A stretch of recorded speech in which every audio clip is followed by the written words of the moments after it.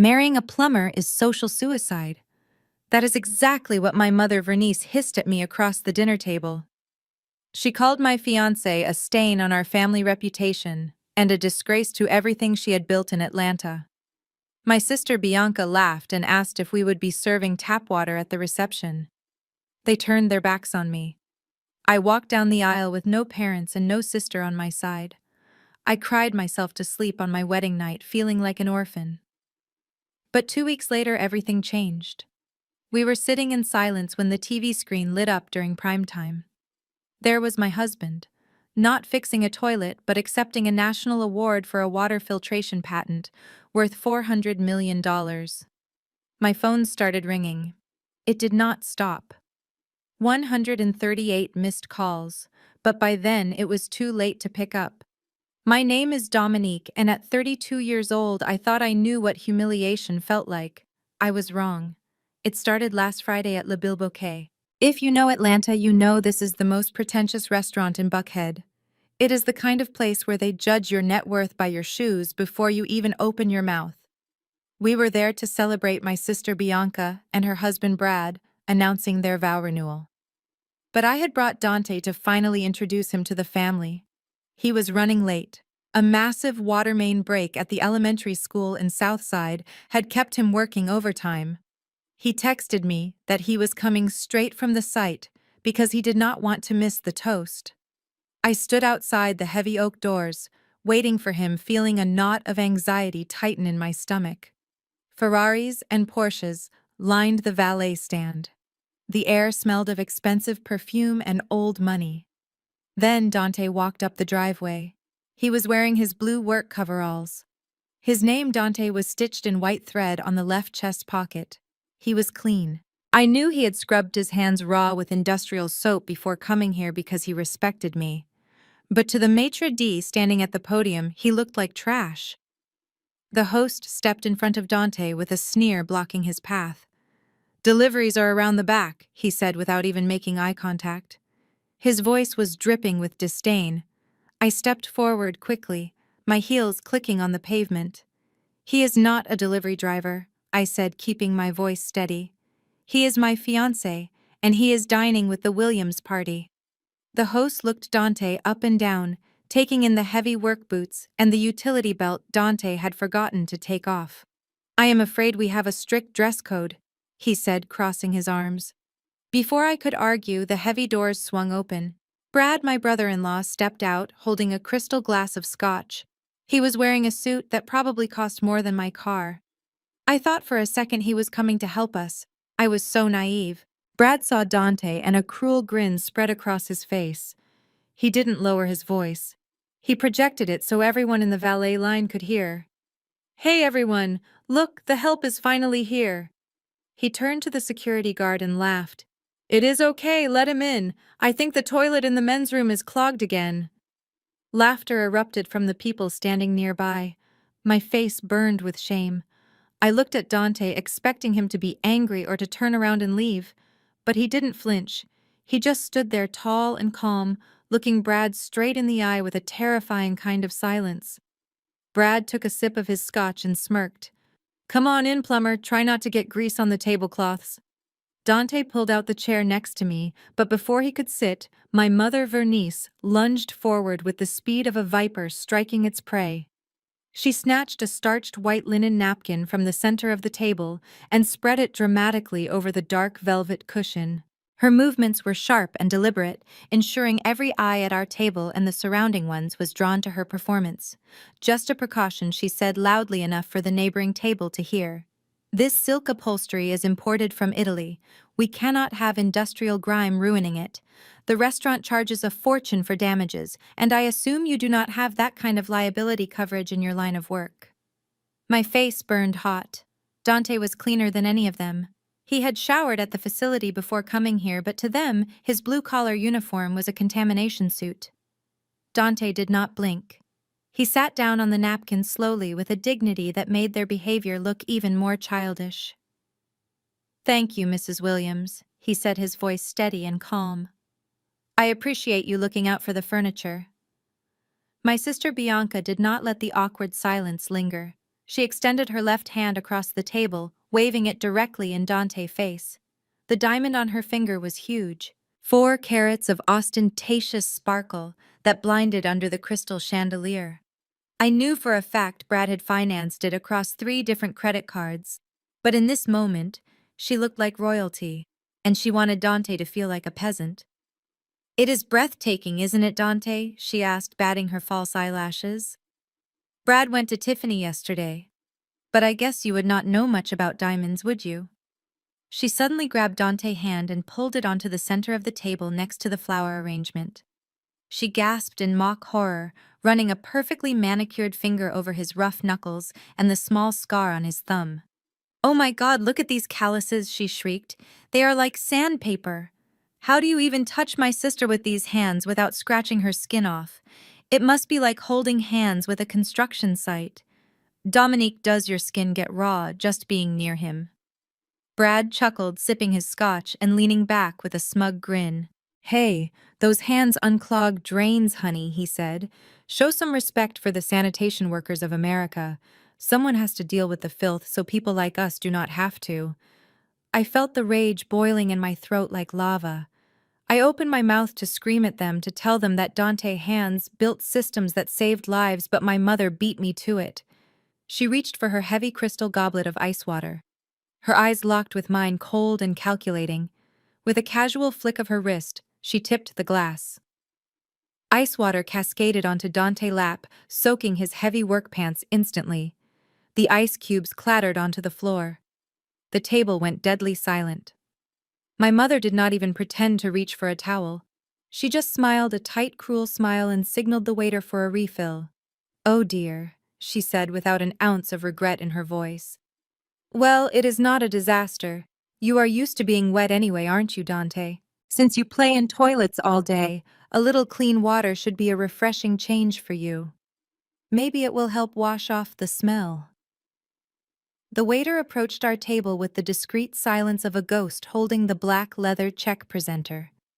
I reached for my purse instinctively, knowing that a bill at Le Bouquet could easily cover a mortgage payment in some parts of the country. But Brad intercepted the waiter with a snap of his fingers. He snatched the leather folder from the man's hand and opened it slowly, letting out a low whistle that sounded more like a jeer than surprise. $2,400. Brad announced the total to the table, raising his eyebrows at my father. He then slid the black folder across the white tablecloth until it hit the edge of Dante's water glass with a sharp thud. "You want to be the man of the house?" Dominique, Brad asked, leaning forward, his elbows digging into the table. "You want to marry into the Williams family? Then show us you can provide. Prove you are not just looking for a handout. Pick up the tab." My mother Vernice covered her mouth to hide a smile. She knew exactly what Brad was doing. They all believed Dante was living paycheck to paycheck on a plumber's wage. They thought this bill would bankrupt him for the month. They wanted to see him sweat. They wanted him to admit he couldn't afford a single dinner in their world. I felt the blood drain from my face. "Brad, this is ridiculous," I snapped, reaching for the check myself. "I invited him. I am paying." Dante's hand moved faster than mine. He placed his large palm over the leather folder, stopping me. His hand was warm and rough against the cool leather. He did not look at the bill. He did not even blink at the number Brad had announced. "I got it," he said, his voice dropping an octave. Brad laughed, a short barking sound. "Do they take iOS in your neighborhood, Dante? Or do you need to call your boss for an advance?" Dante stood up slowly. The chair scraped against the floor. He reached into the deep front pocket of his work coveralls, the one with the grease stain that my mother had been eyeing with disgust all night. He pulled out a thick roll of cash held together by a simple rubber band. The table went silent. It was not a wallet, it was a wad of $100 bills.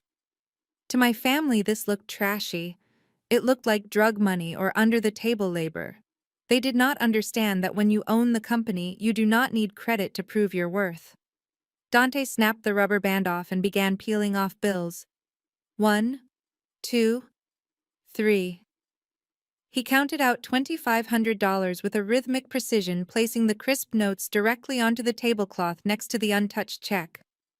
"Keep the change," he told the waiter who was staring wide-eyed at the cash. Dante looked down at Brad. Brad was staring at the money, his greed momentarily outweighing his arrogance. I could see him calculating how many overdraft fees that cash could cover. I opened my mouth to scream at them, to tell them that this game was cruel and pathetic. But Dante turned to me. He placed a hand on my shoulder and squeezed gently. His eyes were dark and intense, like the ocean before a hurricane. There was no fear in them, only a terrifying calm. It was a look that said, "Do not interfere." It was a look that promised a reckoning was coming, but not here, and not tonight. "We are leaving," Dante said. And for the first time that night, nobody at the table dared to say a word, as he guided me away from the only family I had ever known. The sun had barely risen over the Atlanta skyline when the vibration of a cell phone shattered the morning silence. It was exactly 6 o'clock. Dante was already awake, standing by the window with a mug of black coffee, his silhouette framed by the orange glow of dawn. He looked at the caller ID and his jaw tightened. He walked over to the bed where I was still waking up and held the phone out so I could see the screen. It was my father, Elijah. Dante did not say a word. He simply pressed the answer button and tapped the speaker icon, placing the phone on the nightstand between us. He wanted me to hear this. He needed me to know exactly who we were dealing with. "Good morning, Dante." My father's voice boomed into the quiet room. He sounded crisp and businesslike, as if he were closing a deal rather than calling his future son-in-law at the crack of dawn. "I assume you are awake. People in your line of work usually have to punch a clock by now, right?" Dante took a sip of coffee. "Good morning, Elijah. To what do I owe the pleasure?" "I want to cut to the chase," my father said. "I saw the little stunt you pulled with the cash last night. Very theatrical. But we both know that was probably your entire life savings. Maybe even a loan shark advance. You made your point, but let us be realistic. You cannot afford my daughter."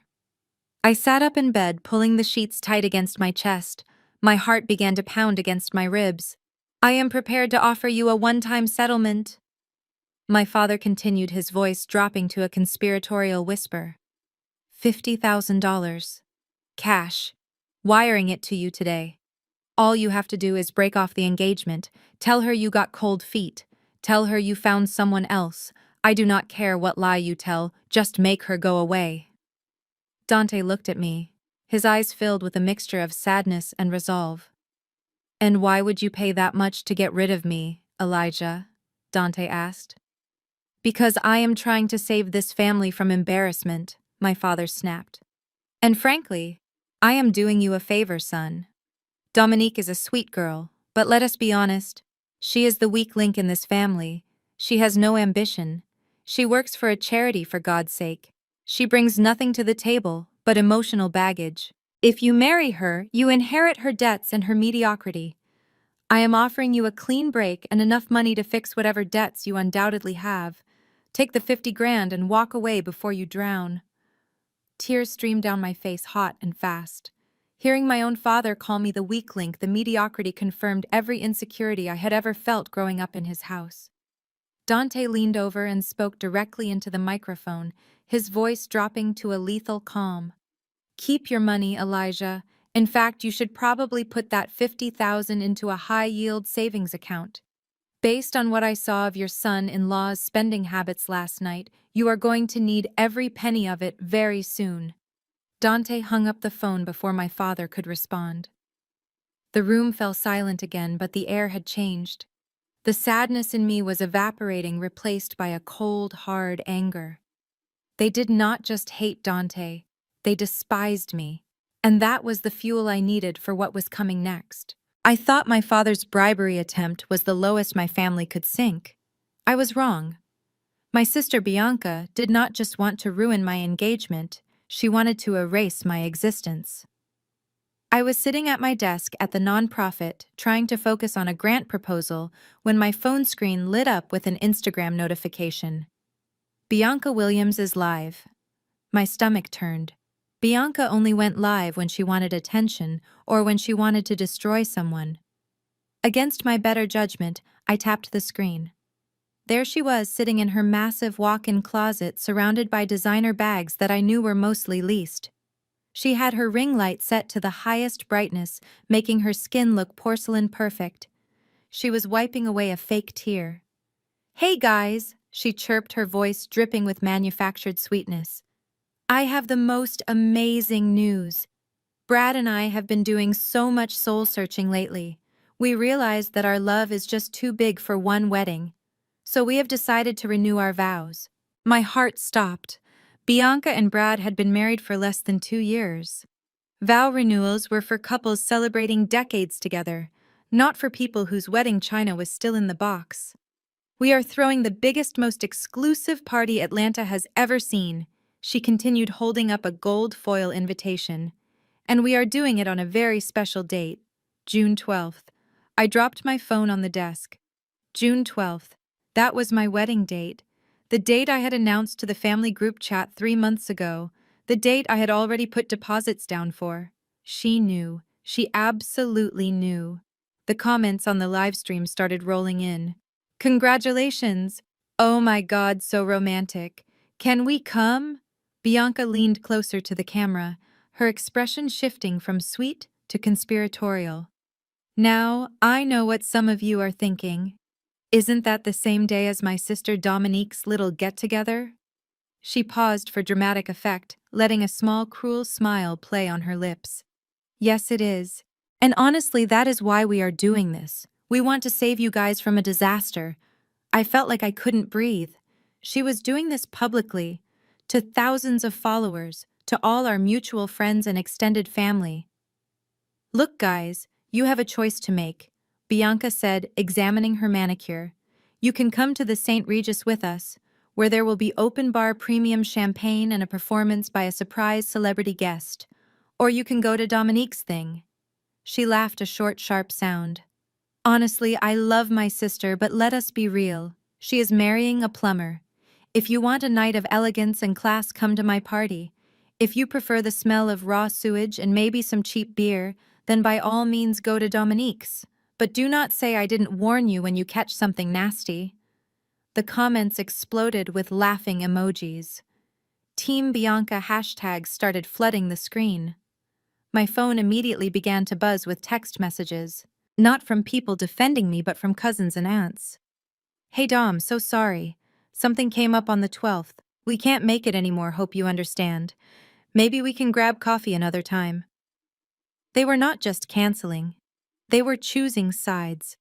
In a matter of 5 minutes, my sister had forced our entire social circle to pick between her fantasy world and my reality, and almost everyone was choosing the champagne. I stared at the screen where Bianca was blowing kisses to her fans. She had declared war. She did not just want to outshine me. She wanted me to walk down that aisle to an empty room. She wanted to prove that without the family approval, I was nobody. I picked up my phone and typed a message to Dante. "We need to talk. They are trying to bury us." His reply came 10 seconds later. "Let them dig. They are just making the hole deep enough to bury themselves." The knock on my door 3 days later was not a request. It was a demand. I opened the door of my one-bedroom apartment to find my mother standing in the hallway wearing a Chanel suit that cost more than my car. She did not say hello. She simply pushed past me into the living room, her nose wrinkling as if she had just stepped into a garbage dump. "It smells like pine sol in here," she said, running a gloved finger over my IKEA bookshelf. "I suppose that fits your new lifestyle. Cheap and abrasive." I closed the door and crossed my arms. "What do you want, Mother? I have a shift at the shelter in an hour." Vernice did not sit down. She opened her crocodile skin Birkin bag and pulled out a thick document bound in blue legal paper. She dropped it onto my coffee table with a heavy thud. It landed next to a stack of bridal magazines. "This is an amendment to the Williams Family Trust," she said. "Your father and I drafted it this morning with our attorney. It is very simple, Dominique. If you marry Dante Williams, you are immediately removed as a beneficiary. You will receive nothing, no inheritance, no dividends, no access to the emergency medical fund. You will be cut off completely. I looked at the document. I knew exactly what was in that trust. It was millions of dollars. It was financial security for generations. It was the golden handcuffs my parents had used to control me my entire life. You are forcing me to choose between money and my future husband, I asked, my voice trembling slightly. I am forcing you to choose between dignity and poverty, she corrected me. If you marry that man, you are choosing a life of struggle. I am just formalizing the consequences. Sign the annulment papers we prepared, or say goodbye to your birthright. She looked at me with a triumphant gleam in her eyes. She thought she had won. She thought that, like Bianca, I would do anything to keep the credit cards working. She thought I was afraid of being poor. She did not realize that I had already learned what real wealth was. I walked over to the table and picked up the document. The paper felt heavy and expensive in my hands. I looked at the legal jargon, the clauses designed to manipulate and control. I thought about Dante coming home tired but happy. I thought about his integrity. I thought about how he tipped waitresses 50% and stopped to help strangers change tires in the rain. I looked my mother dead in the eye. Then I gripped the top of the document and ripped it down the middle. The sound of tearing paper was loud in the small apartment. My mother gasped, her hand flying to her pearl necklace. "What are you doing?" she screeched. "That is a legal document." I tore it again and again until the trust fund was nothing but a pile of blue and white confetti on the floor. "Get out of my house, Mother," I said, pointing to the door, "and take your money with you. I would rather live in a cardboard box with Dante than live in a palace with people like you. Because frankly, Mother, your money is dirtier than any sewer Dante fixes. At least he cleans up filth. You just cover yours in designer labels." My mother stood there, mouth agape, her face turning a violent shade of red. She had never been spoken to like that in her life. She turned on her heel and stormed out, slamming the door so hard the pictures on my wall rattled. I stood in the silence, looking at the shredded paper on the floor, and for the first time in my life, I felt completely free. The house was a mid-century modern bungalow in East Atlanta with a wrap-around porch and a giant oak tree in the front yard. It was not a mansion like the one my parents lived in, but it had character. It had a soul. Most importantly, it was going to be ours. I had saved for the down payment for 5 years, skipping vacations and driving a 10-year-old Honda to make this moment possible. Dante had insisted on contributing, but I wanted to prove to my family and to myself that I could build a life without their trust fund money. We sat in the plush leather chairs of First Liberty Bank across from Mr. Henderson. He was a man I had known since I was a child, as he had managed my father's accounts for decades. Usually he greeted me with a warm smile and a peppermint candy from the crystal bowl on his desk. Today, he would not even look me in the eye. He was shuffling through our loan application papers, his hands trembling slightly. "I do not understand," I said, leaning forward. "My credit score is 780. I have been at my job for 6 years. We have 20% down in cash. What is the problem?" Mr. Henderson cleared his throat and adjusted his glasses. He looked pained. "I am afraid the underwriting department has flagged your application as high risk, Dominique.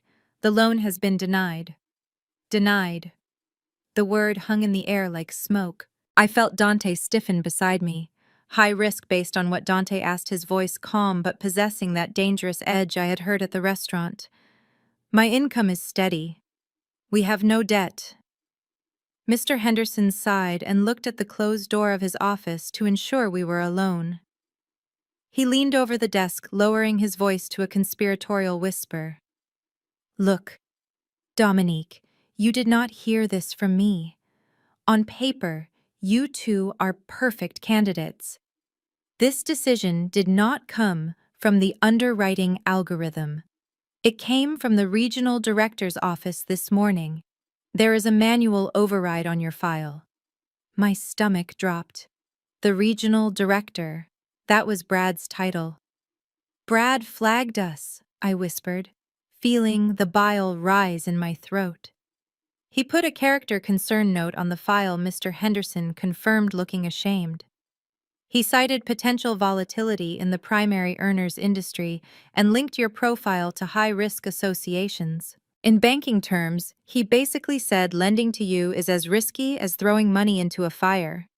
As long as that flag is there, no branch in this state will touch you. I sat back in the chair, feeling like I had been punched in the gut.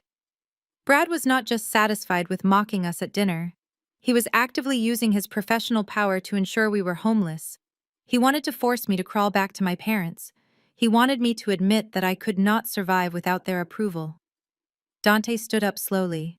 He reached out and took the application folder from Mr. Henderson's desk. He did not yell. He did not threaten to sue. He simply closed the folder with a deliberate snap. "Thank you for your honesty, Mr. Henderson," Dante said.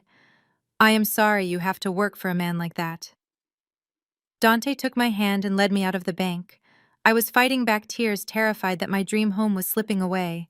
I did not notice the way Dante pulled out his phone as soon as we hit the sidewalk. I did not see him send a text message to his holding company's legal team. All I knew was that my family had declared a total war on my happiness, and they had the weapons to win. Or so I thought. The rain began to fall as we drove away from the bank, a gray drizzle that matched the hollow feeling in my chest. I thought the rejection from the loan officer was the worst thing that would happen to me that day. I was naive. As Dante turned his truck onto my street, I saw a pile of debris on the sidewalk. It looked like trash waiting for pickup. Then I saw a flash of teal velvet. It was my armchair, the one I had bought with my first paycheck. Next to it was a box of books dissolving in the rain. "Stop the car!" I screamed. Dante slammed on the brakes and I jumped out before the truck had even come to a full stop. The rain was coming down harder now, soaking my blouse instantly. I ran to the pile. My clothes were in garbage bags. My lamps were broken. My entire life had been tossed onto the concrete like refuse. Mr. Russo, my landlord, was standing under the awning of the building holding a clipboard. He refused to look me in the eye. "What is going on?" I yelled, grabbing a wet box of photos. "My lease is not up for another 6 months. You cannot do this. It is illegal." Mr. Russo finally looked up. He looked tired. "It is not illegal if the building changes ownership, Dominique." The new owner invoked the renovation clause. He wants the building vacated immediately. He paid the penalty fees in cash. "New owner?" I asked, wiping water from my eyes. "Who buys a crumbling apartment building in East Atlanta on a Tuesday afternoon?" Mr. Russo flipped a page on his clipboard. He hesitated. "It was a direct purchase by Williams Real Estate Holdings. The contract was signed an hour ago." "Your father bought the building, Dominique.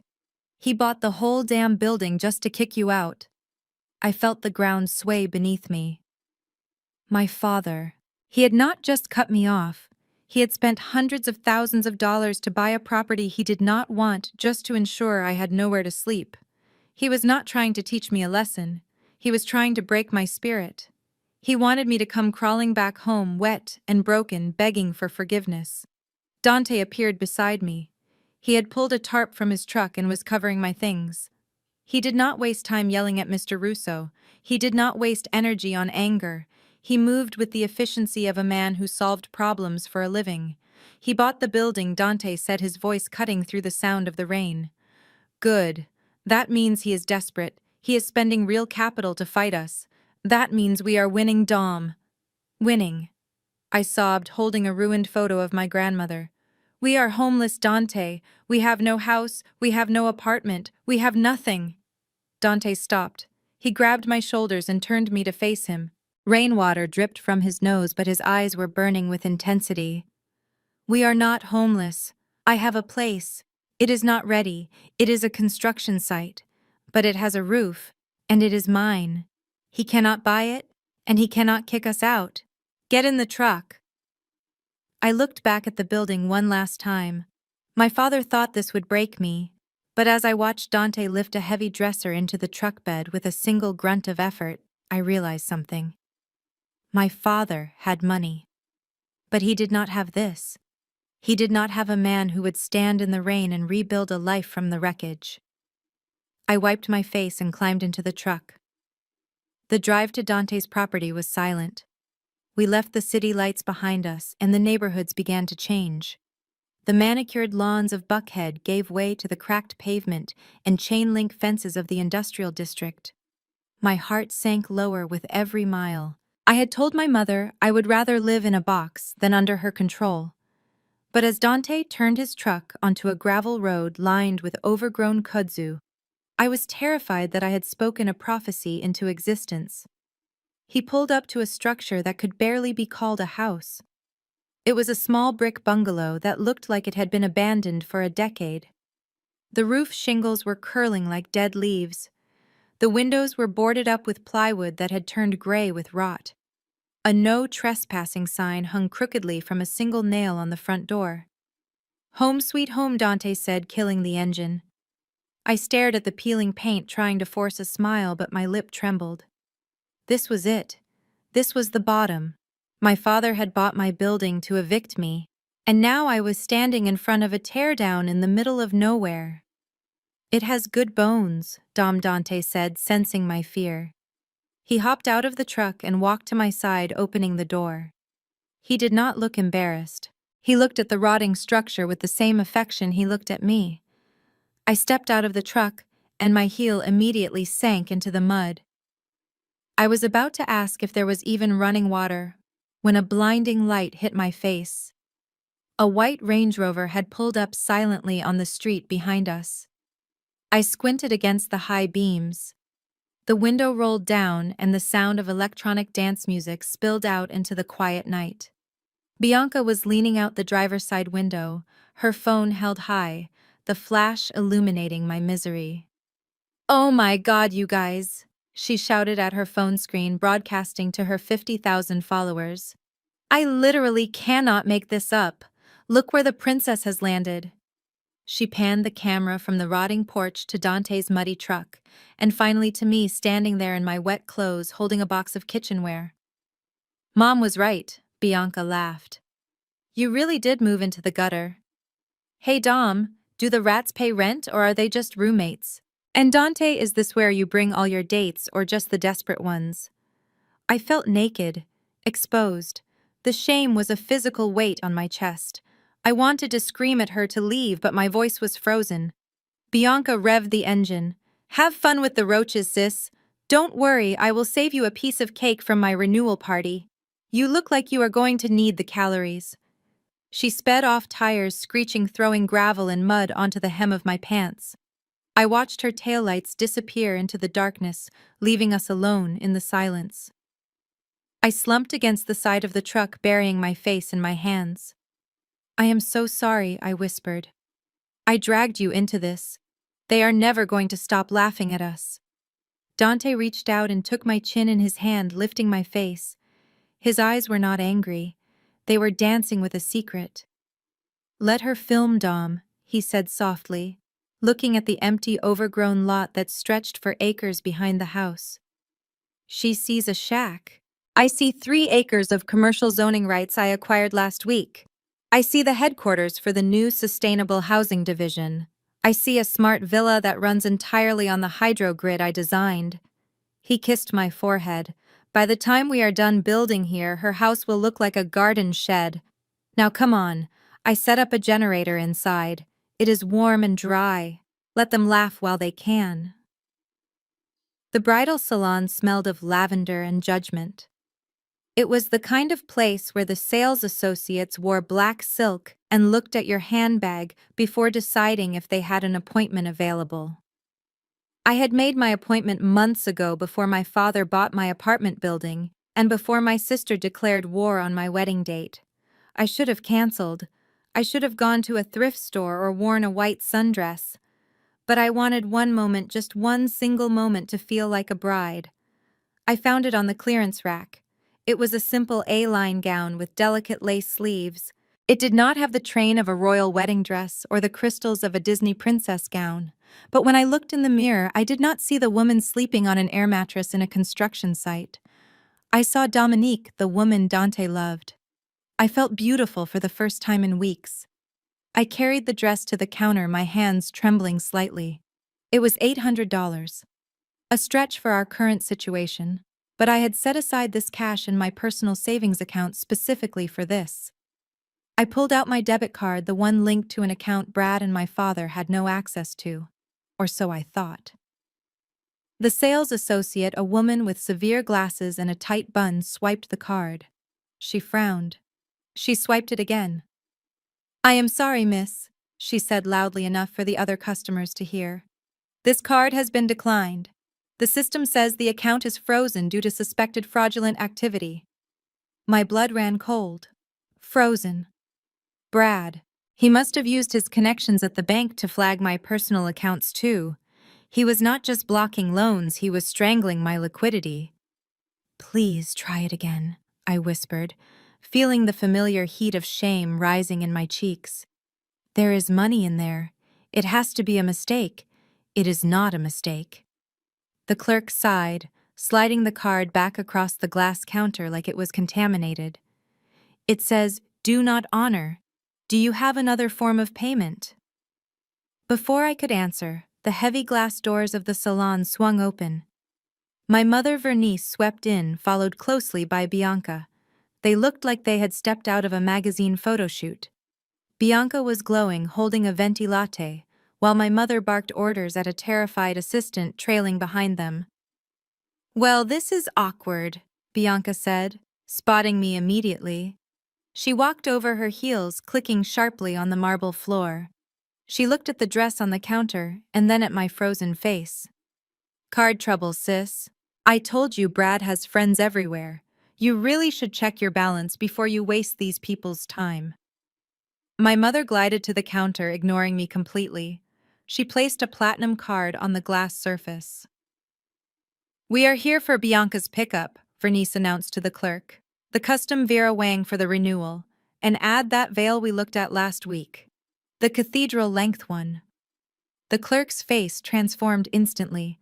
The disdain vanished, replaced by a sycophantic smile. "Of course, Mrs. Williams, right away." Vernice finally turned to look at me. She scanned my outfit, noting the mud on my boots from Dante's driveway. She looked at the modest dress on the counter and let out a short, derisive laugh. "Do not sell that to her," she said to the clerk, pointing a manicured finger at my gown. "She cannot afford it. And frankly, looking at her current living situation, she will just get it dirty before she even walks down the aisle. We cannot have the Williams name associated with a bride who looks like she rolled around in a pigsty." The clerk nodded, looking at me with renewed disgust. "I am afraid we cannot hold merchandise without a deposit, miss. If you cannot pay, you need to leave." I looked at my mother, expecting to see a flicker of hesitation, a moment of maternal regret. There was none. She was enjoying this. She was enjoying watching her daughter being treated like a vagrant. I grabbed my declined card and shoved it into my pocket. I did not cry. I was done crying for them. I looked at the dress one last time, saying a silent goodbye to the only piece of traditional bridal joy I had hoped for. "Keep the dress," I said to the clerk, my voice shaking with suppressed rage. "My mother is right. It is too clean for the mess this family has become." I walked out of the salon with my head high, leaving the scent of lavender behind me, stepping back into the harsh reality of the street where I had nothing but my pride and a man who was worth more than all their platinum cards combined. The nights were the hardest part of living in the shell of a house. The drywall was exposed and the wind whistled through gaps in the window frames, but the real cold came from the empty side of the bed. For 2 weeks straight, Dante had not been home before 3 in the morning. When he finally stumbled through the door, his boots heavy on the plywood subfloor, he did not smell like sewage or plumbing glue. He smelled sharp and acrid. It was a mix of chlorine, sulfur, and something metallic like burnt ozone. I sat up on the air mattress, pulling the quilt tight around my shoulders to ward off the draft. "You are home late," I whispered, checking the time on my phone. It was nearly 4 in the morning. He did not look at me. He stripped off his coveralls, his movements heavy with a bone-deep exhaustion that frightened me. "Just a complicated job, Dom," he mumbled, keeping his back turned. "The filtration system is acting up. I have to get the calibration right before the inspection." Filtration system. That was his excuse every night. But what residential plumbing job required 16-hour days and left a man smelling like a chemical plant? He went straight to the small bathroom sink and began scrubbing his hands with a stiff brush. He scrubbed until his skin was red and raw, trying to wash away purple stains that looked like ink or dye. My phone buzzed on the crate we were using as a nightstand. The screen lit up the dark room. It was a text from my mother. She must have sensed my anxiety, or perhaps she had hired someone to watch us. Men who work with their hands usually have vices, Dominique. Her message read, "If he is not at a bar, he is at a poker table trying to win back the money he lost on that ring. Or worse. Do you really know where he goes at night?" Then a message from Bianca came through a minute later. "Saw a police cruiser near the industrial district tonight. Hope your hubby is not cooking anything illegal in a basement to pay for your wedding. That chemical smell does not wash out of clothes, sis." I felt a cold knot form in my stomach. Bianca was cruel, but she was observant. The smell on Dante was chemical. It was undeniable.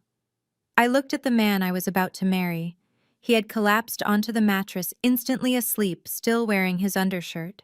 Was he gambling? Was he desperate? We were bleeding money. The renovation was expensive. The wedding deposits were due. Maybe my father was right. Maybe the pressure was too much and he was looking for a quick fix. I reached out to touch his shoulder but pulled back. For the first time since we met, I was scared to ask him the truth because I was terrified of the answer. I lay awake until dawn listening to his breathing and wondering if I was sleeping next to a criminal or just a man drowning in debt he could not pay. The invitations were supposed to be my one small victory.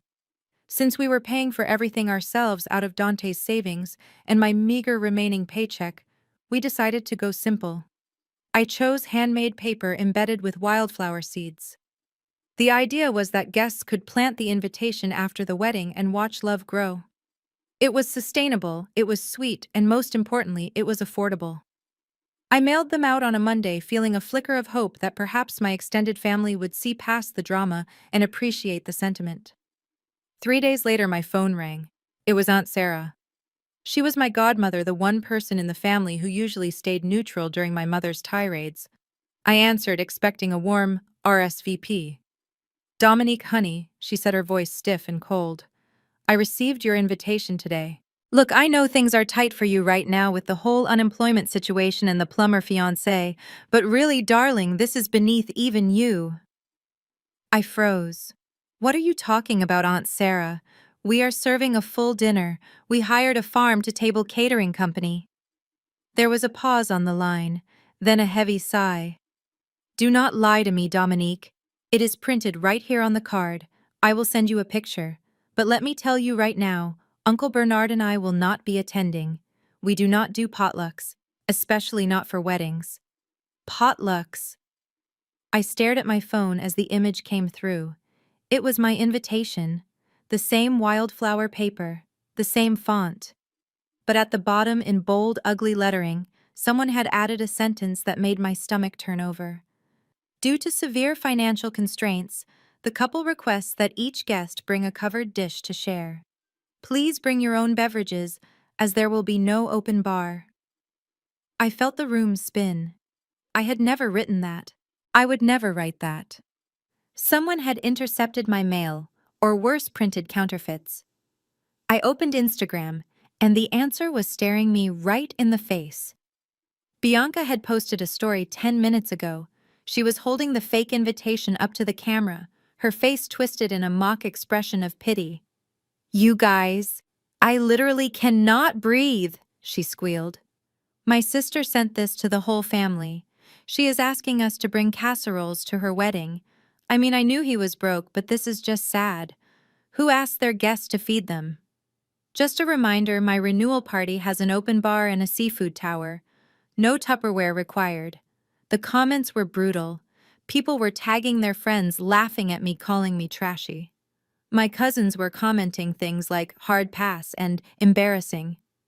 I sank to the floor amidst the construction dust of our unfinished living room. They had not just intercepted the invitations. Bianca had gone to the trouble of printing hundreds of fakes just to ensure that no one would show up. She wanted to paint me as a beggar. She wanted to make sure that anyone who was on the fence would choose her seafood tower over my potluck. Dante walked in and saw me crying. He took the phone from my hand and looked at the image. He did not get angry. He did not yell. He looked at the fake invitation and then at me with a calmness that was almost unnerving. "Let them believe it," he said, tossing the phone onto the couch. "Dante, they think we are destitute," I sobbed. "They think we are begging for food. No one is going to come." "Good," he said, kneeling down to wipe a tear from my cheek. "Think of it as a filtration system, Dom. We are filtering out the people who only show up for the free champagne. If they will not come to break bread with us because they think it is a potluck, then they do not deserve to sit at our table when we feast. Let them go to Bianca's. We only want the real ones." I looked at him and realized he was right. Bianca thought she was destroying my wedding. In reality, she was just curating the guest list. But as the decline notifications flooded my inbox, I couldn't help but wonder if there would be anyone left to filter. The sanctuary of my office at the Hope Initiative was the one place where I felt safe from the hurricane destroying my personal life. Here I was not the disappointment of the Williams family or the broke bride marrying a plumber. I was the director of outreach, a woman who secured funding for inner-city after-school programs. I was respected, or so I thought until Tuesday morning, when Mrs. Gable called me into her office and did not offer me a seat. Mrs. Gable was a woman who prided herself on compassion, but today her face was as hard as granite. She held a printed email in her hand. Her knuckles were white. "We lost the Whitmore grant," she stated flatly. $50,000, Dominique, gone. I felt the blood drain from my face. The Whitmore grant was my project. I had spent 6 months cultivating that relationship. It was a done deal. "What happened?" I asked, my voice trembling. "Did they change their philanthropic focus?" Mrs. Gable slid the email across her mahogany desk. It was from the Whitmore Foundation's financial advisor. I recognized the letterhead immediately. It was the investment firm where Brad worked. "They have been advised that the Hope Initiative has unstable leadership," Mrs. Gable said, her eyes boring into mine. "Specifically, they are concerned about the financial judgment of our director of outreach. They heard rumors about massive personal debt eviction and a certain wedding that has become the laughingstock of Atlanta." I stared at the paper. Brad had not just blocked my loans. He was using his position as a financial advisor to poison my professional reputation. He was telling his wealthy clients that I was a risk, essentially blacklisting the nonprofit as long as I was employed there. "It gets worse," Mrs. Gable continued, leaning back in her chair. "One of our board members received an invitation to your wedding, the one asking for covered dishes. She called me this morning asking if we pay you so little that you have to beg for food from your guests. She asked if you were embezzling funds to pay off your fiancé's gambling debts." The fake invitations. Bianca's cruel prank had crossed the line from social embarrassment to professional sabotage. "This is a misunderstanding, Mrs. Gable," I pleaded, feeling the walls closing in. "My family is trying to hurt me. That invitation was a forgery. My fiancé does not gamble." Mrs. Gable held up a hand, silencing me. "I do not care about your family drama, Dominique. I care about this organization. We operate on public trust. Right now you look like a liability. You look messy. And in this town, messy people do not get donations." She stood up, signaling the meeting was over. "Fix this, Dominique. Fix your image. Get your family under control, or get that plumber to pay off whatever debts are making you look this desperate. If we lose one more donor because of your personal circus, I will have to ask for your resignation. You have until the wedding to turn this around." I walked out of her office feeling like I was walking the plank. The cubicles outside were quiet. My co-workers were typing away, unaware that I was one email away from losing the career I had built for a decade. Brad and my parents were not just trying to stop the wedding, they were systematically dismantling every pillar of my independence until I had no choice but to crawl back to them. I went to the bathroom, locked the stall door, and pressed my forehead against the cold metal, trying to remember how to breathe. They wanted to starve me out. They wanted me broken. But as I wiped my eyes and looked in the mirror, I realized that if I quit now, everything Dante was working for would be in vain. I straightened my blazer. I would not let them win. I would not let them take my dignity along with my paycheck. The pepperoni pizza was cold, but I could not bring myself to eat another slice. In movies, the night before the wedding is filled with laughter and clinking champagne glasses. There are toasts from fathers who are trying not to cry, and mothers adjusting veils. There are sisters giggling about bridesmaid dresses. In our unfinished living room, the only sound was the hum of the portable generator and the rain tapping against the plywood boards covering the windows. I looked at my phone for the 100th time. It was 7 o'clock. The rehearsal dinner should have started an hour ago. I had sent the location to my parents just in case. I had sent it to Bianca too, hoping that maybe, just maybe, her cruelty was an act and she would show up when it mattered. The screen was black. No texts, no missed calls, no emojis. "They are not coming," I whispered, the words tasting like ash in my mouth. My parents were likely sitting at a steakhouse in Buckhead right now, toasting to Bianca's renewal. They were probably telling their friends that I had eloped or that the wedding was canceled due to lack of funds. They were erasing me. I looked around the room. Shadows danced on the exposed drywall. My wedding dress hung on a nail near the generator, covered in a plastic garment bag to protect it from the dust. It looked like a ghost. A sad, lonely ghost waiting for a party that would never happen. "I am so sorry, Dante," I said, my voice breaking. "I wanted to give you a family. I wanted us to be celebrated. Instead, I dragged you into this mess. You are marrying a woman with no dowry, no family, and a reputation that has been shredded by her own sister. You deserve better than a bride who cries over pizza in a construction zone."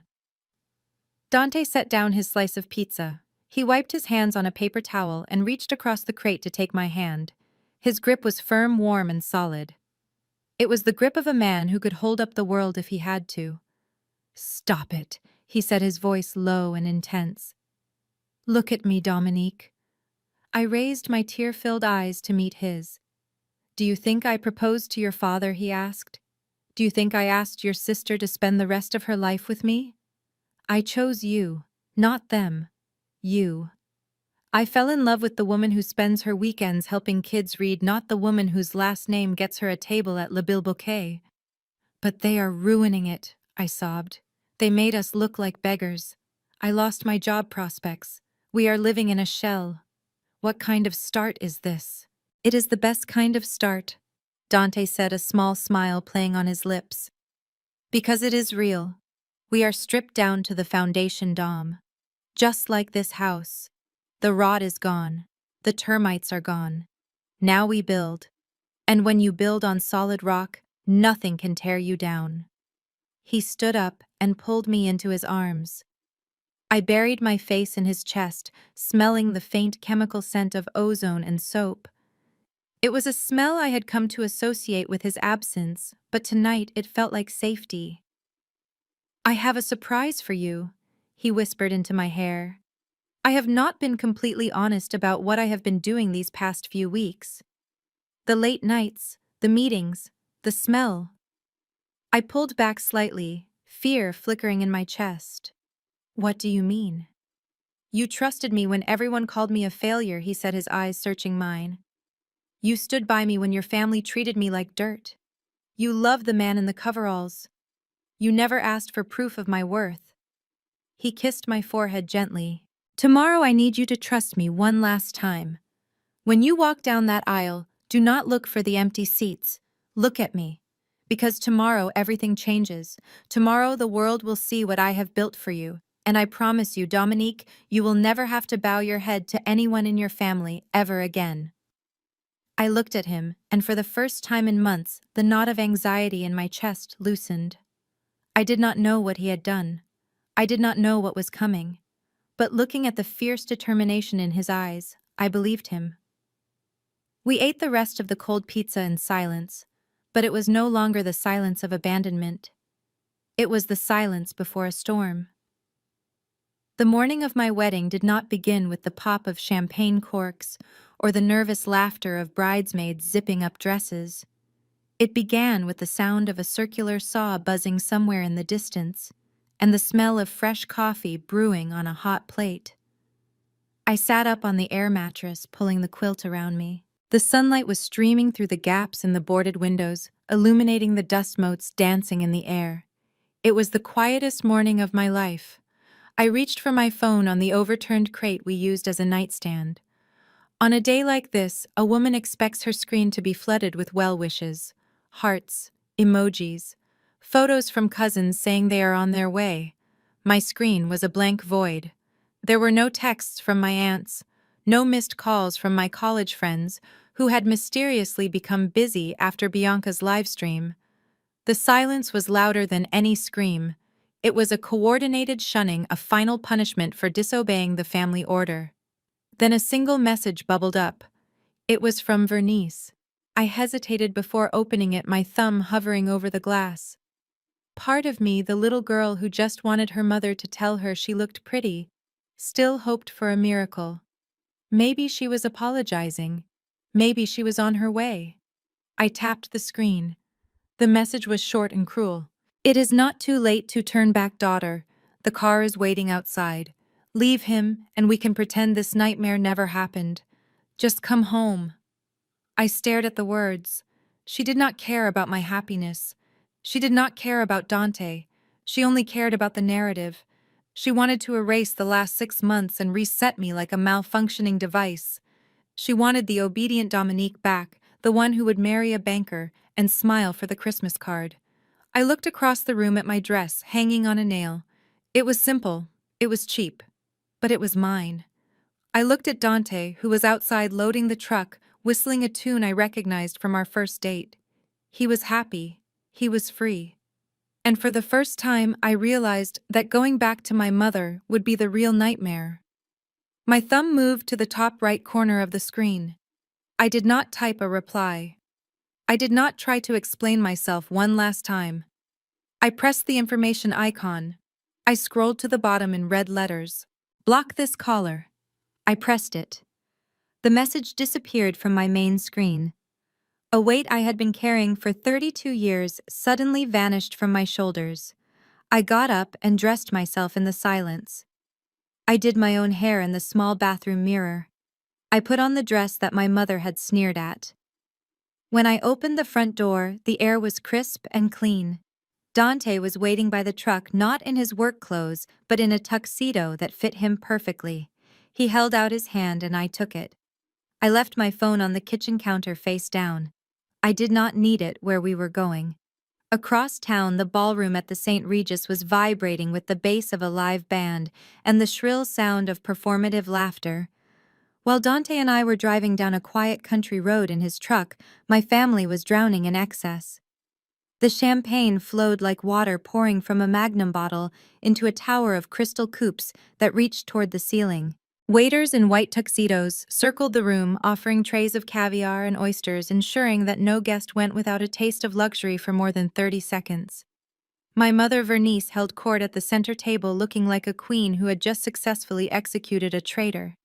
She sipped her drink and leaned in to whisper to my Aunt Sarah.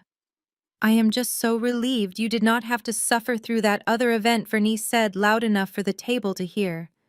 "Can you imagine eating cold casserole in a construction zone? I heard she did not even have chairs. She probably expected everyone to sit on buckets." Aunt Sarah shuddered dramatically, clutching her pearls. "It is tragic, really, to think a Williams girl would fall so low. Thank God Bianca has standards. This is what a wedding should look like. Dignified, expensive." Bianca was twirling in the center of the dance floor in her custom Vera Wang gown. She was not dancing with her husband. She was dancing with her phone, recording a video for her followers. She panned the camera around the room, capturing the ice sculpture that was carved in the shape of her own silhouette. "Look at this turnout, you guys," she screamed over the music. "This is what happens when you are loved. No empty seats here." But the loudest voice in the room belonged to Brad. He was standing near the open bar, his face flushed with premium scotch and arrogance. He was surrounded by a group of my father's business associates men who measured a man's worth by his portfolio. Brad was in his element. He loosened his tie and slapped my father on the back with a force that made Elijah stumble slightly. "You have to spend money to make money, gentleman," Brad shouted, gesturing grandly to the room. "This party cost me $100,000 and I did not even blink. I just closed a massive position in tech futures this morning. We are talking 7 figures. The bank is going to name a conference room after me when they see my quarterly numbers." My father Elijah beamed at him, looking at Brad with the pride he had never once shown me. "That is my boy," Elijah said, raising his glass. "To success. And to knowing the difference between an asset and a liability." Brad laughed, clinking his glass against my father's. "To shedding dead weight," he toasted. The group erupted in laughter. They drank the scotch and ate the caviar, completely unaware of the reality beneath their feet. They did not know that the massive position Brad was bragging about was not a trade, it was a transfer. A transfer from client accounts into his personal offshore shell company. They did not know that the money paying for the ice sculpture and the band was stolen. They thought they were the kings of Atlanta, celebrating their superiority.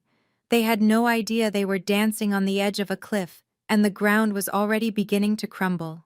The garden behind the unfinished house had been transformed. Dante had cleared the kudzu and built rows of benches from reclaimed cedar wood. Garlands of white wildflowers hung from the old oak trees, and soft solar lights twinkled in the late afternoon shadows. It was the most romantic setting I had ever seen. It was also heartbreakingly empty. We had set up chairs for 100 people. My optimistic heart had believed that when push came to shove, family would choose love over pride. I was wrong. 80 chairs sat vacant, staring back at me like wooden tombstones. There was no sea of familiar faces, no cousins recording videos, no mother dabbing her eyes with a lace handkerchief. There was just the wind rustling the leaves and the quiet strumming of a lone acoustic guitar player. I stood at the back of the aisle, clutching my bouquet of hand-picked daisies so tight the stems began to snap. I was walking alone. My father Elijah was probably at the St. Regis right now, raising a glass to Brad and laughing about how he had dodged a bullet. The shame was a physical weight on my chest, heavy and suffocating. I took the first step and tears blurred my vision. I felt small. I felt like the little girl who was never quite good enough for the Williams dynasty.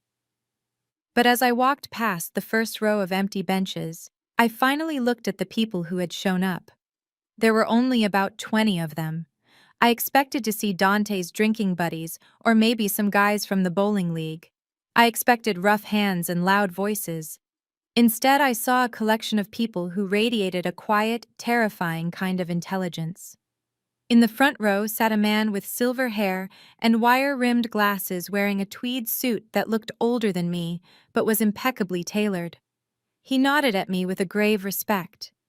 Next to him was a woman with sharp eyes and a posture of steel, wearing a simple navy blazer. These people did not look like plumbers. They looked like the people whose names appeared on university buildings or patent filings. Dante did not wait for me at the altar. When he saw me falter halfway down the aisle, he broke protocol. He stepped down from the platform and walked toward me, his tuxedo sharp against the rustic backdrop. He took my hand in front of everyone, and the few guests stood up.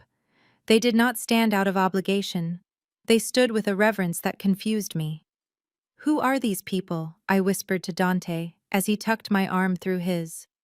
Dante smiled, looking at the silver-haired man. "That is Dr. Eris Thorne, Dean of Civil Engineering at Georgia Tech. And the woman next to him is Sarah Jenkins. She runs the National Water Sanitation Union. They are my mentors, Dom. And today, they are our family." I looked back at the small crowd. I saw chief engineers.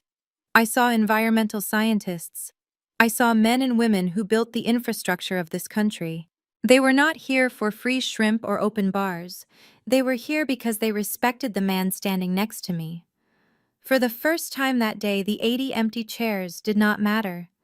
My family had chosen to sit with influencers and bank fraudsters. I was standing with the architects of the future. I squeezed Dante's hand and lifted my chin. I was ready to marry the plumber. Just as the officiant cleared his throat to begin the ceremony, a low rumble vibrated through the soles of my shoes. It sounded like thunder, but the sky above was a piercing, cloudless blue. I turned my head toward the gravel driveway, expecting to see another guest arriving late, or perhaps the police coming to shut us down for a zoning violation. Instead, a massive black truck emblazoned with a silver satellite dish on its roof rolled slowly onto the property. It was followed by two sleek SUVs with tinted windows. This was not a local news van looking for a cat stuck in a tree. This looked like a motorcade for a head of state. The vehicles came to a halt, and doors flew open in perfect synchronization. Men and women dressed in black tactical gear with headsets jumped out. They weren't carrying weapons. They were carrying cameras. Not iPhone cameras for a live stream, but massive cinema-grade rigs that looked like they belonged on a Hollywood set. I gripped Dante's arm so hard I felt his muscles tense under his tuxedo jacket. "What is going on?" I hissed, my heart hammering against my ribs. "Is this Brad? Did he send the media to humiliate us? To broadcast our poverty to the world?" Dante covered my hand with his. His pulse was steady. "Just breathe, Dom. It is okay." A woman with a clipboard and a headset walked briskly toward the altar. She didn't look at the empty chairs. She didn't look at the unfinished house. She looked at the lighting. She looked at the angles. She signaled to a cameraman who immediately hoisted a rig onto his shoulder and pointed a lens the size of a dinner plate directly at us. "Excuse me," I said, stepping forward, my voice shaking. "This is a private ceremony. You cannot be here. Please leave." The woman stopped and looked at me. Her expression softened. She didn't look at me with pity or disdain. She looked at me with a kind of awe. "Mrs. Williams," she said, her voice respectful and professional. "I am Sarah, the lead director for the American Innovators series. We have been following Dante's work on the Aqua Pure project for 6 months. We have footage of him in the lab, footage of him in the tunnels, and footage of the breakthrough. But we needed this. Needed what I asked, bewildered. The heart of the story," she smiled, gesturing to the small gathering of scientists and engineers. "We are not here to intrude. We are here to document history. The world knows Dante the inventor.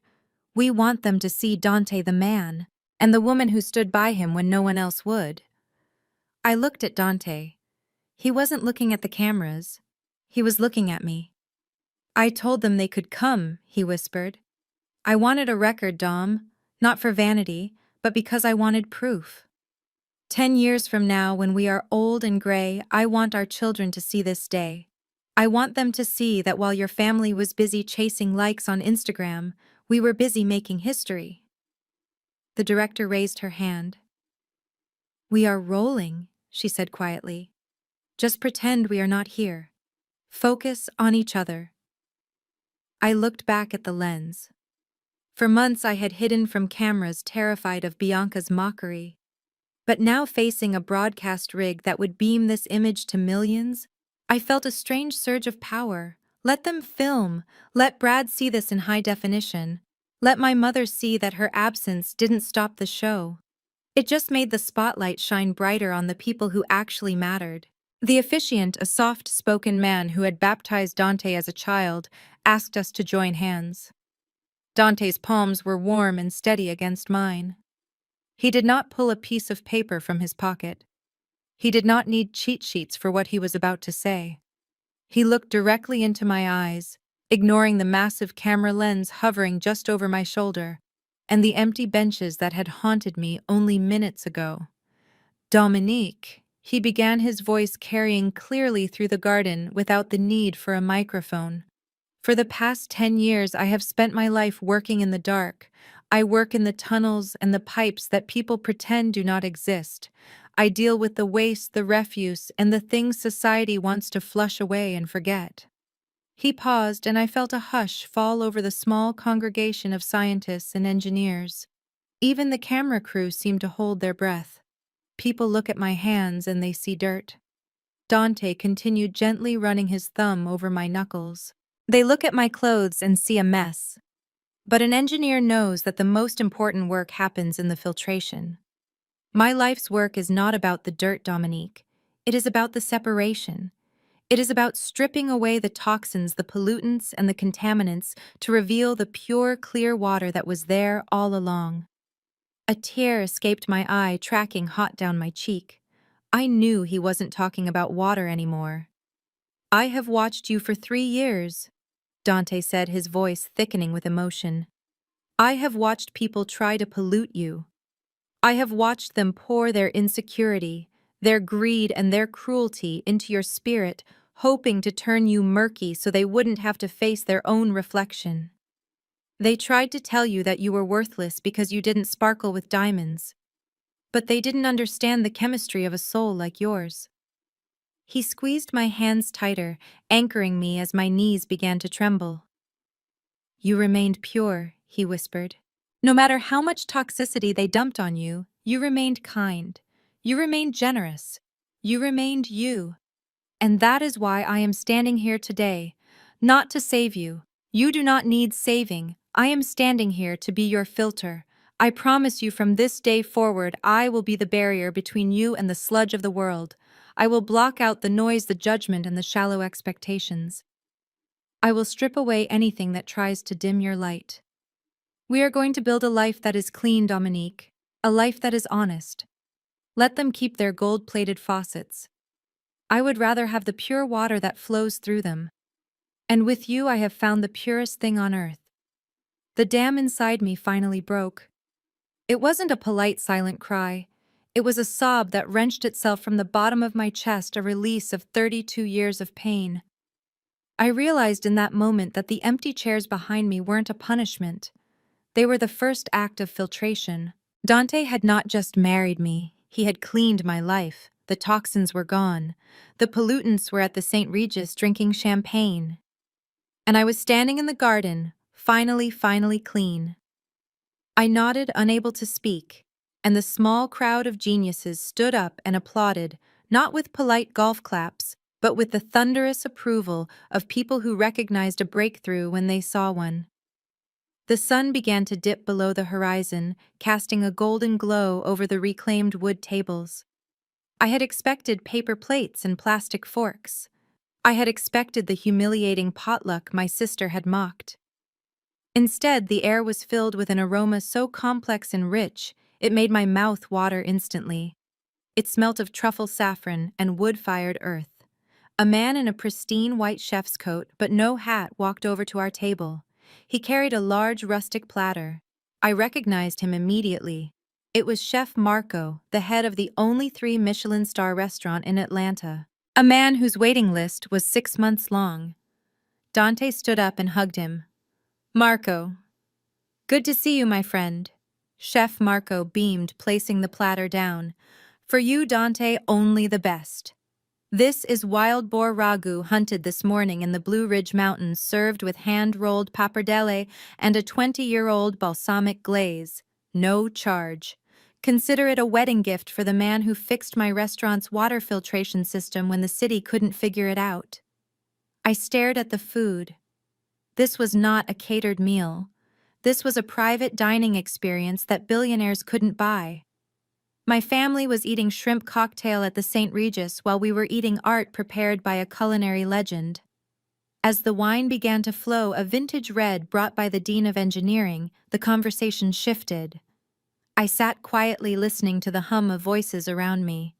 I expected them to talk about sports or the weather.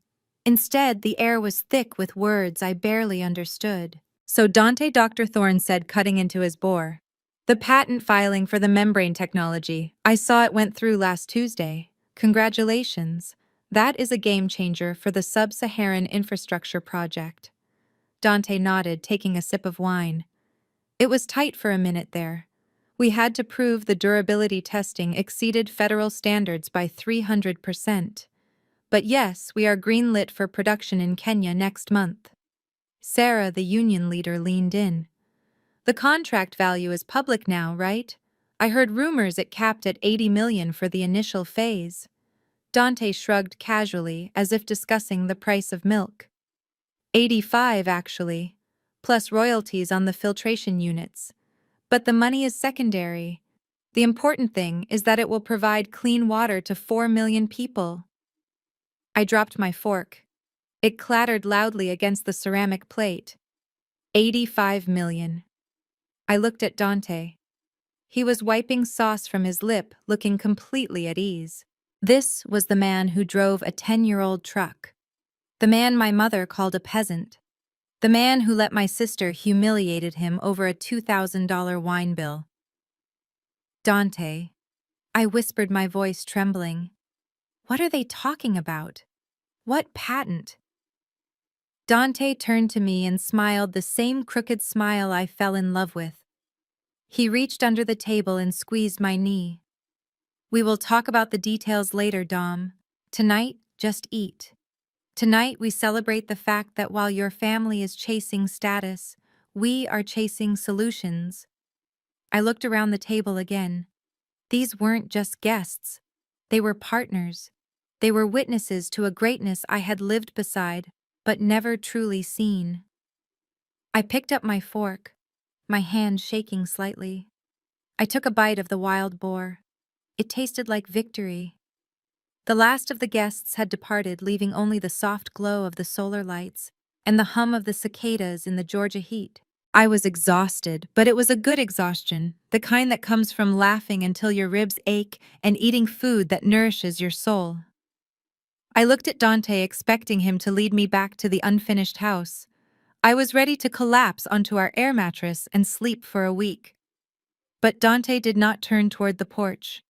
He took my hand and led me deeper into the property toward the large open field that my sister had called a mosquito-infested swamp.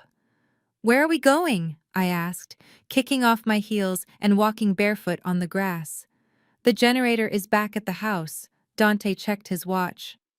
We are not staying here tonight, Dom. The paint fumes are bad for your lungs. I booked us a hotel. I stopped walking. A hotel? Dante, we cannot afford a hotel.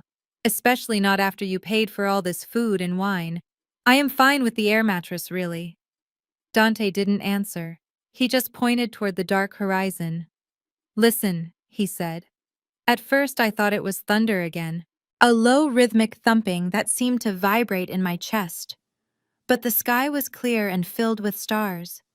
The sound grew louder, shifting from a rumble to a distinct mechanical chopping noise that whipped the wind around us. The trees at the edge of the clearing began to sway violently. My hair whipped across my face. Suddenly, a spotlight cut through the darkness from above. I shielded my eyes as a sleek black shape descended from the sky. It was not a news helicopter. It was a private Bell 429 luxury chopper, the kind I had only seen in movies about billionaires or heads of state. It touched down on the grass with a grace that defied its size, the rotors slowing to a gentle whir. I stood frozen, my mouth agape.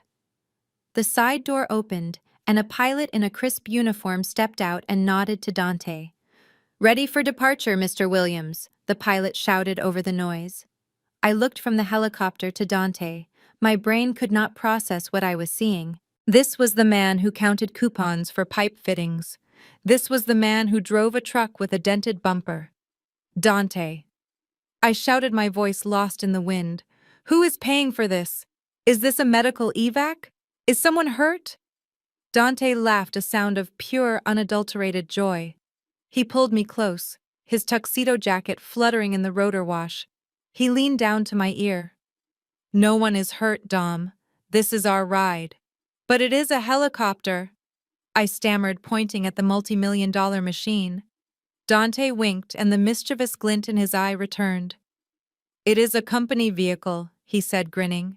Consider it the plumber's truck. It just helps me get to the leaks faster. He helped me into the cabin, which smelled of rich leather and success. As we lifted off the ground, I looked down. The unfinished house became a small speck. The city of Atlanta spread out before us, a grid of golden lights. Somewhere down there in one of those glittering buildings, my family was likely drunk and loud, bragging about money they didn't have. And here I was, soaring above them, in the silent luxury of the truth, leaving the noise and the lies far below in the dirt, where they belonged. 2 weeks later, the air in Bianca's living room was thick with the smell of expensive perfume and desperation. My sister had invited 50 people to her global premiere party, but only the family and a few hangers-on had shown up. It didn't matter to her.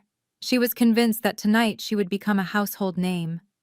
She had told everyone that the camera crew at my wedding was actually there to film her reaction to my tragedy. She had spun a narrative in her head where she was the sympathetic protagonist dealing with a train wreck of a sister. She paced in front of the 80-inch television screen, holding a glass of champagne that she hadn't taken a sip of in an hour. "This is it, you guys," she squealed, adjusting her sequins. "My producer contact said the segment airs right after the commercial break. They are going to love me. I just know it. I'm going to be the breakout star of Atlanta." My mother Vernice sat on the white leather sofa beaming with pride. She looked at Bianca like she was looking at a winning lottery ticket. "Finally, some recognition," she said loud enough for the room to hear. "After the embarrassment of that disaster in the woods, we need to remind this city what the Williams family really stands for: class, elegance, star power." But in the corner of the room, sitting in a shadow cast by a large potted palm, Brad was not celebrating. He was sweating. He kept checking his phone every 30 seconds, his thumbs scrolling frantically through emails that I guessed were not congratulations. I watched him from the doorway of my memory, imagining the scene perfectly. Brad loosened his tie. His hand shook as he lifted a glass of scotch to his lips. He wasn't looking at the TV. He was looking at a message from the bank's internal audit department. "Urgent discrepancies found in Q3 allocation. Meeting required immediately." "Are you okay, son, my father?" Elijah asked, clapping a hand on Brad's shoulder. "You look like you have seen a ghost. Relax. Tonight we celebrate. Bianca is going to make us famous." Brad jumped, spilling amber liquid onto the carpet. He forced a smile that looked more like a grimace of pain. "I am fine, Elijah. Just work stress. The market is volatile, you know." He was lying. The market was fine. His career was the thing that was volatile. He knew that the money he had spent on the renewal party, the money he had used to block my loans, it was all leaving a paper trail. And unlike Dante, who built systems to purify, Brad had built a life on sludge that was about to back up. Bianca clapped her hands, silencing the room. "It is starting. Everyone shut up. The intro is playing." The room went silent. All eyes turned to the massive screen. The grandiose music of a prime-time special began to play. Brad downed the rest of his drink in one gulp, looking like a man facing a firing squad. They thought they were about to see a reality show about housewives. They had no idea they were tuning into a documentary about their own destruction. The Williams family leaned in, ready to be worshipped, completely unaware that the god on the screen was not the one they prayed to. 5, 4, 3, 2. Bianca screamed, pointing her remote at the screen like a weapon. She had rehearsed this moment for months. She expected to see her own face in high definition, crying about her sister's tragic wedding. She expected the opening credits of Rich Wives of Atlanta to roll with her name in gold letters. Instead, the screen went black. The upbeat pop music cut out instantly, replaced by the deep resonant thrum of a cello. The room fell silent. The guests holding their champagne flutes lowered them confused. "What is going on?" Bianca shrieked, hitting the remote against her palm. "The signal is down. Brad fixed the Wi-Fi. They are missing my debut." But it was not a technical glitch. A new image faded into view. It was stark cinematic and incredibly expensive. An aerial shot of the Hoover Dam appeared, followed by a time-lapse of a massive water treatment facility rising from the earth in Kenya. The production value was Hollywood level. A deep, authoritative voiceover boomed through the surround sound speakers, shaking the floorboards. In a world running dry, one man saw the future in a single drop. The words "American Titans" flashed across the screen in burnished steel letters. "What is this, my mother?" Vernice asked, squinting. "Is this a documentary? Why is this airing during prime time? Change the channel, Bianca. I want to see you." "I cannot," Bianca yelled, pressing buttons frantically. "It is a network takeover. It is on every channel." Then the screen shifted again. A sleek, modern logo animated into the center of the frame. It was a stylized blue water drop encased in a steel gear. Beneath it, the words appeared in bold, unignorable font: Dante Infrastructure Global Solutions.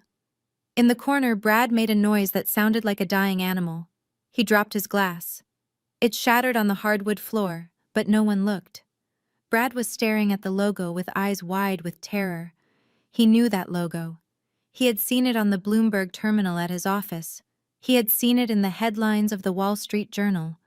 He just hadn't put the pieces together until this exact second. Dante Infrastructure. My father. Elijah read aloud, laughing nervously. That is a funny coincidence. That is the plumber's name. Maybe he works for them. Maybe he is unclogging their toilets. No, Brad whispered, his face draining of all color. He does not work for them, Elijah. The camera on the screen pushed in on a man standing on a suspended walkway high above a roaring turbine. The man turned around.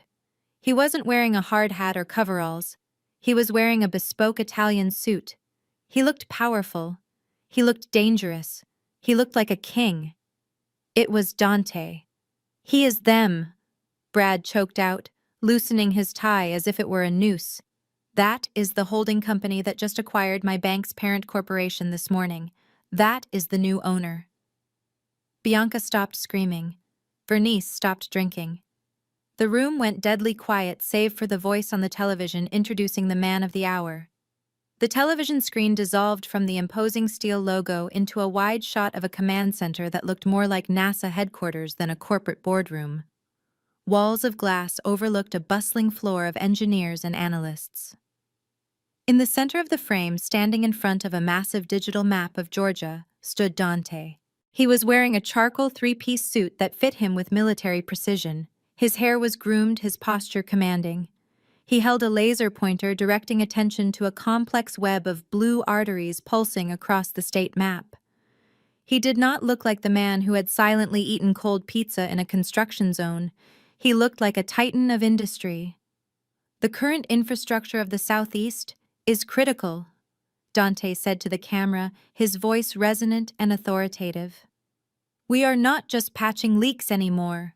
We are rewriting the hydraulic circulatory system of the entire state. This map represents a $2 billion overhaul of the residential grid. Every drop of water in Atlanta will pass through our filtration membranes by next year." Elijah squinted at the screen, his face twisting in confusion. He leaned forward until his nose was inches from the display. "That is a deep fake," he muttered, shaking his head violently. "It has to be AI generated. That grease monkey cannot pronounce hydraulic circulatory system. He barely finished high school. I hired a private investigator who told me he was a manual laborer." The documentary narrator's voice cut through Elijah's denial. "Meet Dante Williams, the phantom billionaire, the genius who turned a single filtration patent into a global infrastructure empire. While others in Atlanta sought fame and flash, Dante sought solutions in the dark. His net worth is currently estimated at $4 billion, making him the largest private holder of utility contracts in the country. $4 billion. The number hung in the air like toxic smoke, suffocating every person in the room. Bianca stood frozen in the middle of the room. Her mouth was slightly open. Her hand, which had been clutching her crystal champagne flute so tightly her knuckles were white, suddenly went limp. The glass fell. It hit the hardwood floor with a shatter that sounded like a gunshot in the silent room.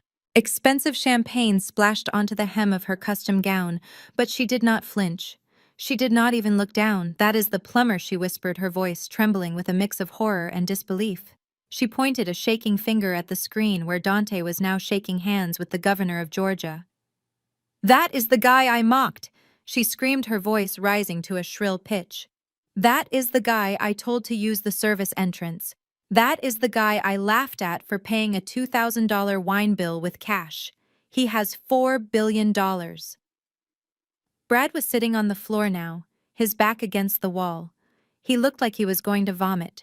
He was not looking at the screen. He was staring at his hands, realizing the gravity of his mistake. "He played us," Brad croaked. "He played us all.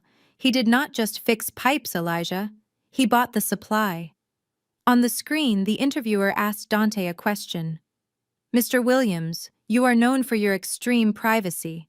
Why did you choose to live in anonymity for so long while building this empire?" TV.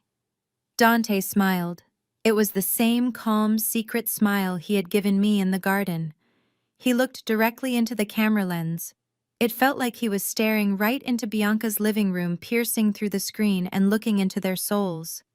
"Because I wanted to see who would offer me a seat at the table when I had nothing to bring but myself," Dante said softly. "It turns out the table was empty, so I decided to buy the restaurant instead."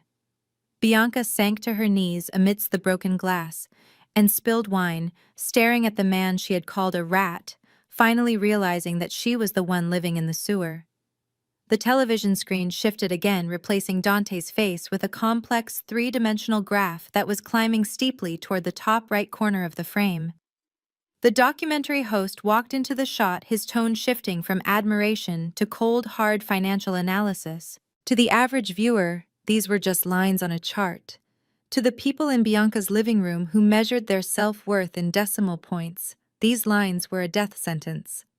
"Let us break down the valuation," the host said, pointing to a spike in the graph labeled Q1. While Williams Industries has a diverse portfolio, the crown jewel is the Aqua Pure patent. This single piece of intellectual property, which filters heavy metals at a molecular level without electricity, has disrupted the global sanitation market. The screen flashed a number in bold white font against a black background. $400 million. The host paused, letting the number burn into the retinas of the audience. "That is $400 million not in total valuation, but in annual licensing fees alone," the host clarified. "This is the passive income generated by just one of Mr. Williams's 18 active patents.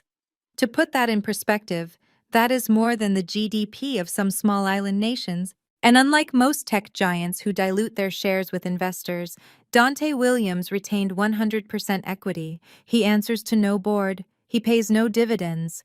Every cent flows directly back into his control. In the living room, the silence was broken by a sound that was terrifyingly human. It was the sound of air refusing to enter lungs. Vernice was clutching the arm of the white leather sofa so hard that her manicured nails had punctured the material.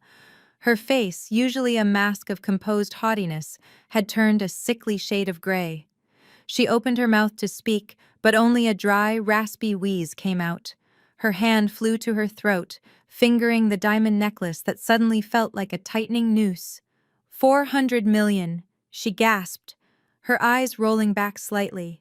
A year, cash. She looked at Bianca, who was still on the floor. She looked at the spilled champagne. She looked at the luxury renewal party that had cost them $100,000 of borrowed money. It all looked like garbage now. She had kicked a man out of her house who earned more in a week than her husband had earned in his entire life. She had threatened to disinherit a daughter who was now sleeping next to an economy of scale. Elijah was not gasping. He was catatonic. He stood in the center of the room, his eyes locked on the screen, blinking slowly like a machine that had short-circuited. He was running the numbers in his head over and over again, hoping to find a flaw, hoping to find a decimal error. "I bought the building," Elijah whispered to no one. "I spent 200 grand to buy that apartment building. I evicted him. I threw his clothes in the rain. He began to laugh, a low, unhinged sound that made the guests back away. He could have bought the whole zip code, Elijah said, his voice rising. He let me play landlord while he owned the city. He stood there in his coveralls and let me lecture him about ambition. On the screen, the documentary continued mercilessly, showing a montage of Dante's philanthropic work, building wells and developing nations. Vernice slumped sideways on the couch, her breathing shallow and rapid. My chest, she moaned. I can't. The numbers. I can't breathe. Brad looked up from the floor, his face wet with sweat. She is having a panic attack, Elijah. Do something. Elijah didn't move. He couldn't take his eyes off the ticker tape running at the bottom of the screen. It listed the subsidiaries of Dante's company. One of them was the bank that held the mortgage on Elijah's house. The realization hit him with the force of a physical blow. They hadn't just lost a son-in-law. They were currently living in a house that, through a web of corporate acquisitions, effectively belonged to the plumber. The documentary shifted gears seamlessly, moving from the cold, angular graphics of financial dominance to a soft, cinematic glow. The aggressive electronic soundtrack faded, replaced by the gentle acoustic strumming of a guitar. On the massive screen in Bianca's living room, the image of the unfinished house appeared, but it was no longer a symbol of poverty. Through the lens of the high-definition cameras, it looked like a sanctuary. It looked like the birthplace of something holy. The narrator's voice lost its corporate edge and became rich with storytelling reverence. But a king needs a queen, the voice intoned. And while Dante Williams could have chosen any supermodel or heiress in the world, he chose the one woman who saw him when he was invisible. The screen filled with a close-up of my face from the ceremony. I was not wearing diamonds. My hair was windblown. I looked tired, but my eyes were locked on Dante with a ferocity that burned through the pixels. Dominique Williams, the narrator, continued. A woman who was given an ultimatum by her wealthy family: choose the fortune or choose the plumber. She chose the plumber. She walked away from millions to live in a construction zone because she believed in the man, not the bank account. In the living room, the silence was absolute. Even Vernice's gasping had quieted into a horrified stillness. They were watching their own villainy broadcast to 50 million households. Then came the shot that destroyed them. The camera on the screen pulled back slowly from the altar. It widened the frame to reveal the setting. It showed the small group of scientists on the right side. And then, with brutal, deliberate slowness, it panned to the left, the bride's side.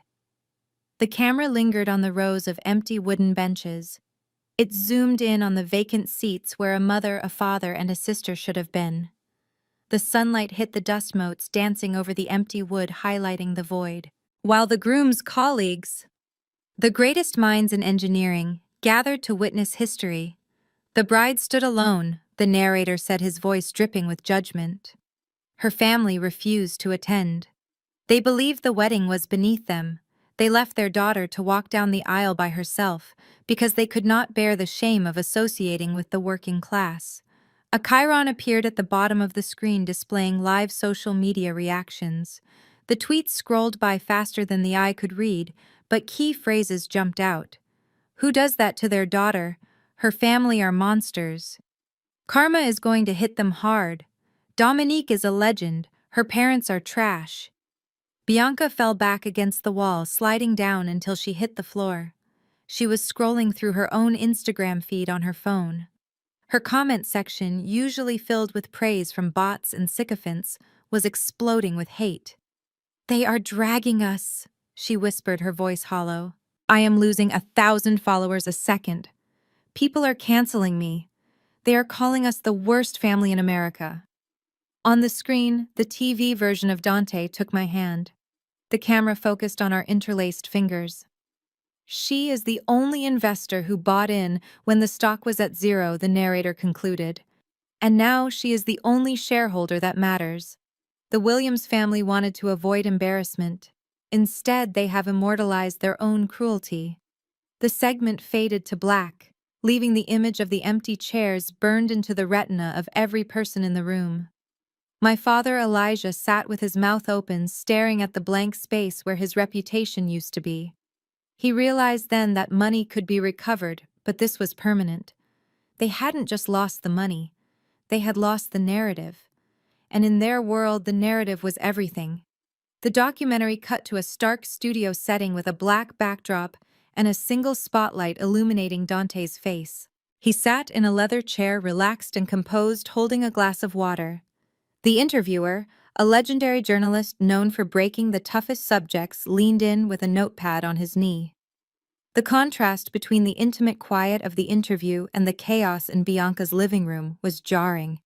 "You spent 6 months dating Dominique while posing as a plumber," the interviewer asked, his voice echoing in the silent room. "You let her family ridicule you.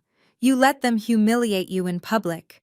Why endure that when you could have bought the restaurant they were eating in?" Dante took a sip of water. He looked thoughtful, not vindictive. "Because I needed to know the data," he said calmly. "In engineering, we stress test materials. We apply pressure to see where the cracks form. I needed to know if the people around me were solid concrete or just painted drywall."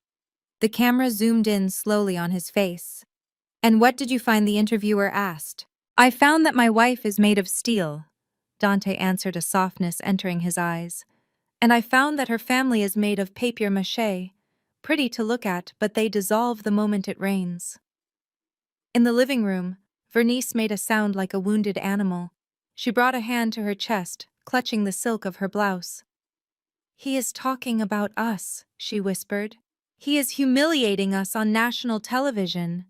The interviewer pressed on. "But surely, Mr. Williams, their absence at your wedding must have stung.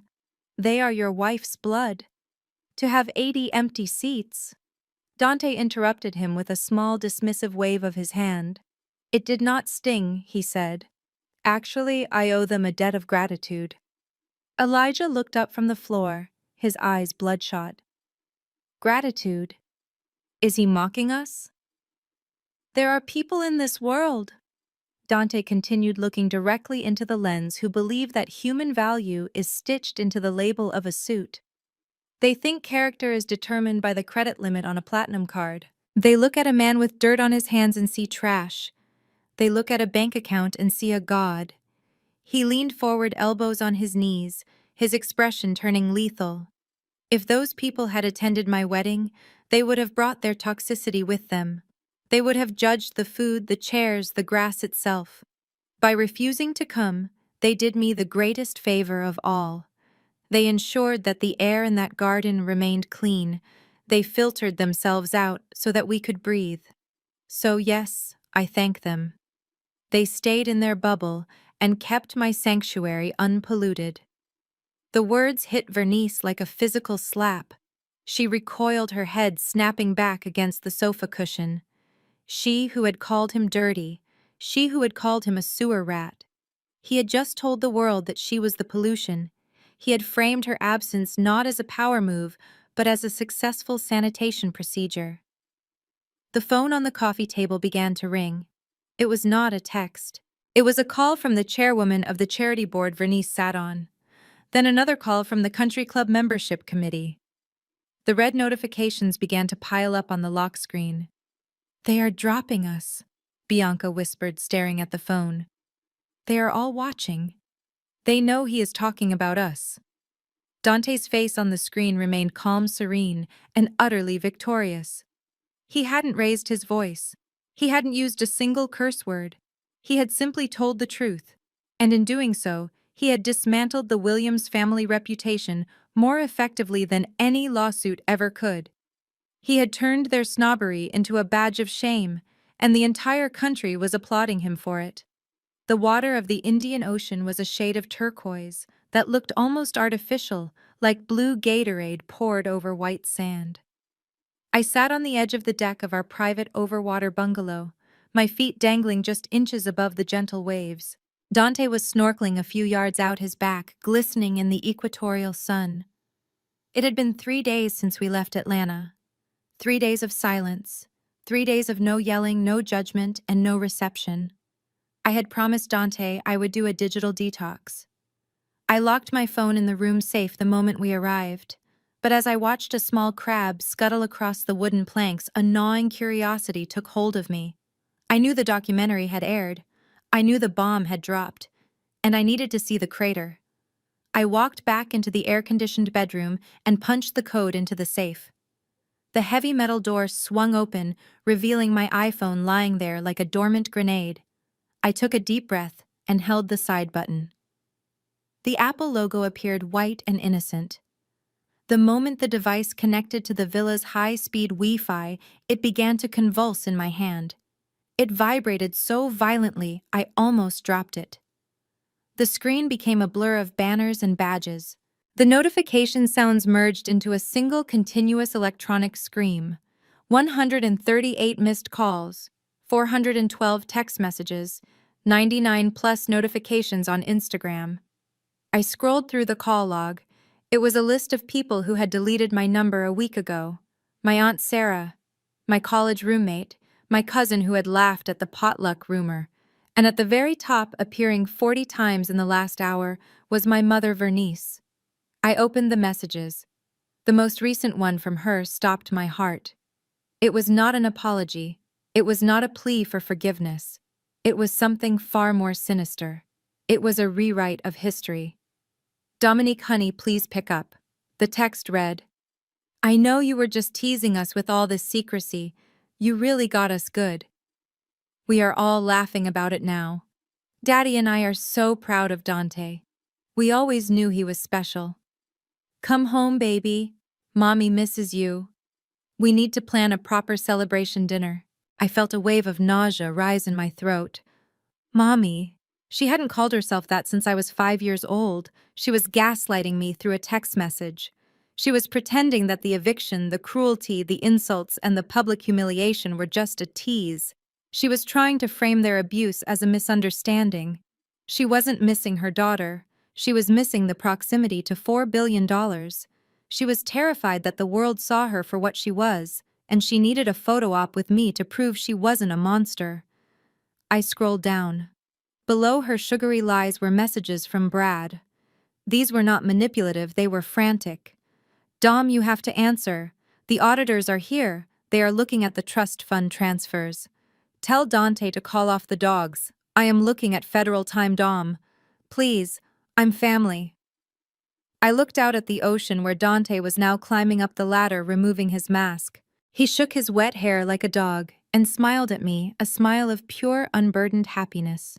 He saw the phone in my hand and the look of disgust on my face. Everything okay? He asked, grabbing a towel. I looked at the screen one last time. I looked at the desperate clawing attempts of people who had tried to drown me, realizing that I was the one on the boat and they were the ones treading water. My mother says she misses me, I said, my voice flat. She says she knows I was just joking. Dante laughed, a rich, deep sound that carried over the water. That is funny, he said, walking over and kissing my temple. Because I wasn't joking. I didn't reply to my mother. I didn't reply to Brad.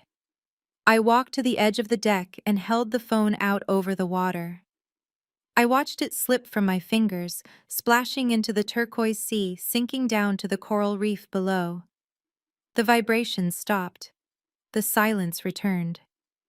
I turned back to my husband, and for the first time in my life, I was truly unreachable. The documentary on the television cut to a commercial break, but nobody in the room moved to mute it.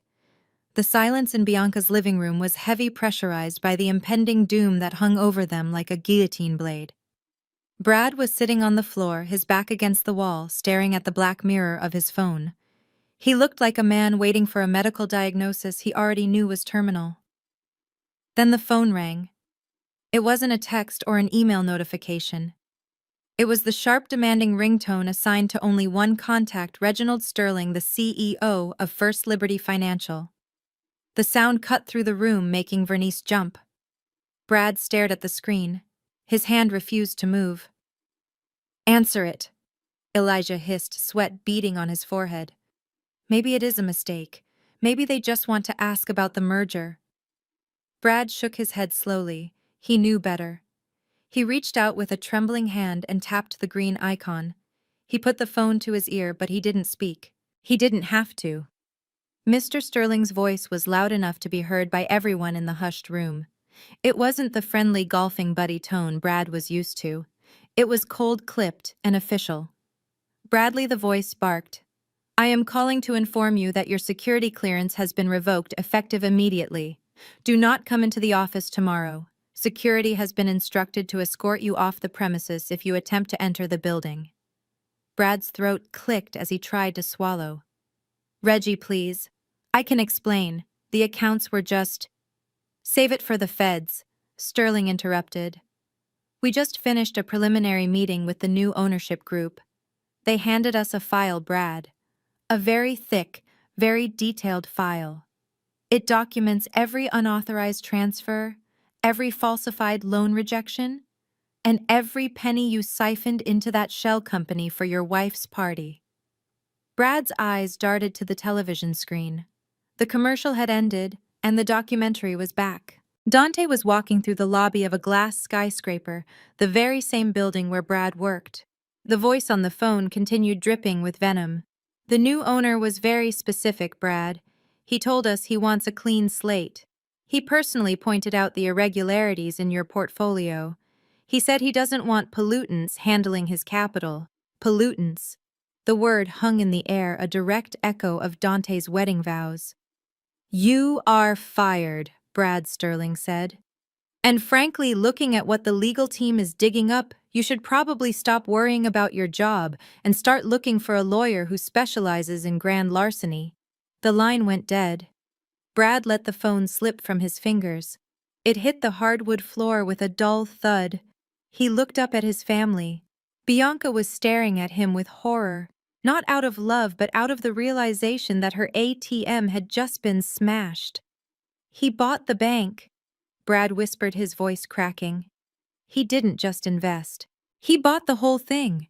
He walked into the meeting with a file on me. He has been tracking every move I made for months. Elijah sank onto the sofa next to his wife. The color had drained from his face. He realized that Dante hadn't just outsmarted them. He had lured them into a trap. He had let Brad dig a hole of debt and fraud, waiting patiently for the moment to kick the ladder away. He knew, Brad sobbed, burying his face in his hands. He knew I was blocking the loans. He knew I was stealing. He let me do it. He let me hang myself, and now he just kicked the chair. The flashbulbs outside the Ritz-Carlton were blinding, a relentless strobing lightning storm that followed us from the limousine to the revolving doors. It was the night of the Apex Charity Gala, the most exclusive event of the season, and our first public appearance since the documentary aired. I wore a gown of midnight blue silk, the exact color of the deep ocean where I had drowned my phone. Dante walked beside me, his hand resting lightly on the small of my back, a silent anchor in the chaos. As we stepped into the lobby, the roar of the crowd outside was replaced by the hushed whispers of Atlanta's elite. Heads turned. Conversation stopped mid-sentence. But before we could reach the ballroom, a commotion erupted near the concierge desk. A group of people pushed past the security guards, their movements frantic and uncoordinated. It was them. My mother, Vernice, was leading the charge. She looked manic. Her hair was perfectly coiffed, but her eyes were wild, desperate. Behind her, Elijah and Bianca trailed like frightened ghosts. They had somehow bypassed the guest list, likely by dropping my name before the security team could stop them. Dominique, my mother screamed, her voice cracking with a theatrical emotion that echoed off the marble walls. My baby, you are home. She ran toward me, ignoring the shocked stares of the senators and CEOs around us. She threw her arms wide open, aiming to wrap me in an embrace that would be captured by every camera in the room. She wanted the photo op. She wanted the image of the prodigal daughter returning to the matriarch's bosom. She wanted to show the world that she was still the mother of the billionaire's wife. She lunged for me, expecting me to freeze, expecting me to fall into the old habit of submission. I did not freeze. I did not flinch. I simply took one deliberate step to the left. It was a small movement, a shift of perhaps 2 feet. But it was enough. Vernice's momentum betrayed her. She grasped at the empty air where I had been standing a second before. Her heels skidded on the polished marble. She flailed trying to find purchase, but there was nothing to hold on to. She went down hard. She landed on her hands and knees with a wet slap of skin against stone. Her clutch skittered across the floor. The lobby went deadly silent. The only sound was the heavy breathing of a woman who had tried to grab a lifeline and missed. Dante did not move to help her. He stood like a statue, his face impassive. Vernice looked up at me from the floor. Her mascara was smeared. For the first time in my life, I looked down at her not with fear, but with pity. You let me fall," she gasped, shocked that her performance had ended in a bruise. "You stepped away." I looked at her calmly, smoothing the silk of my dress. "I did not trip you, mother," I said, my voice cool and clear. "I just stopped catching you. You have been throwing your weight around for years expecting me to cushion the blow. I am done being your landing pad."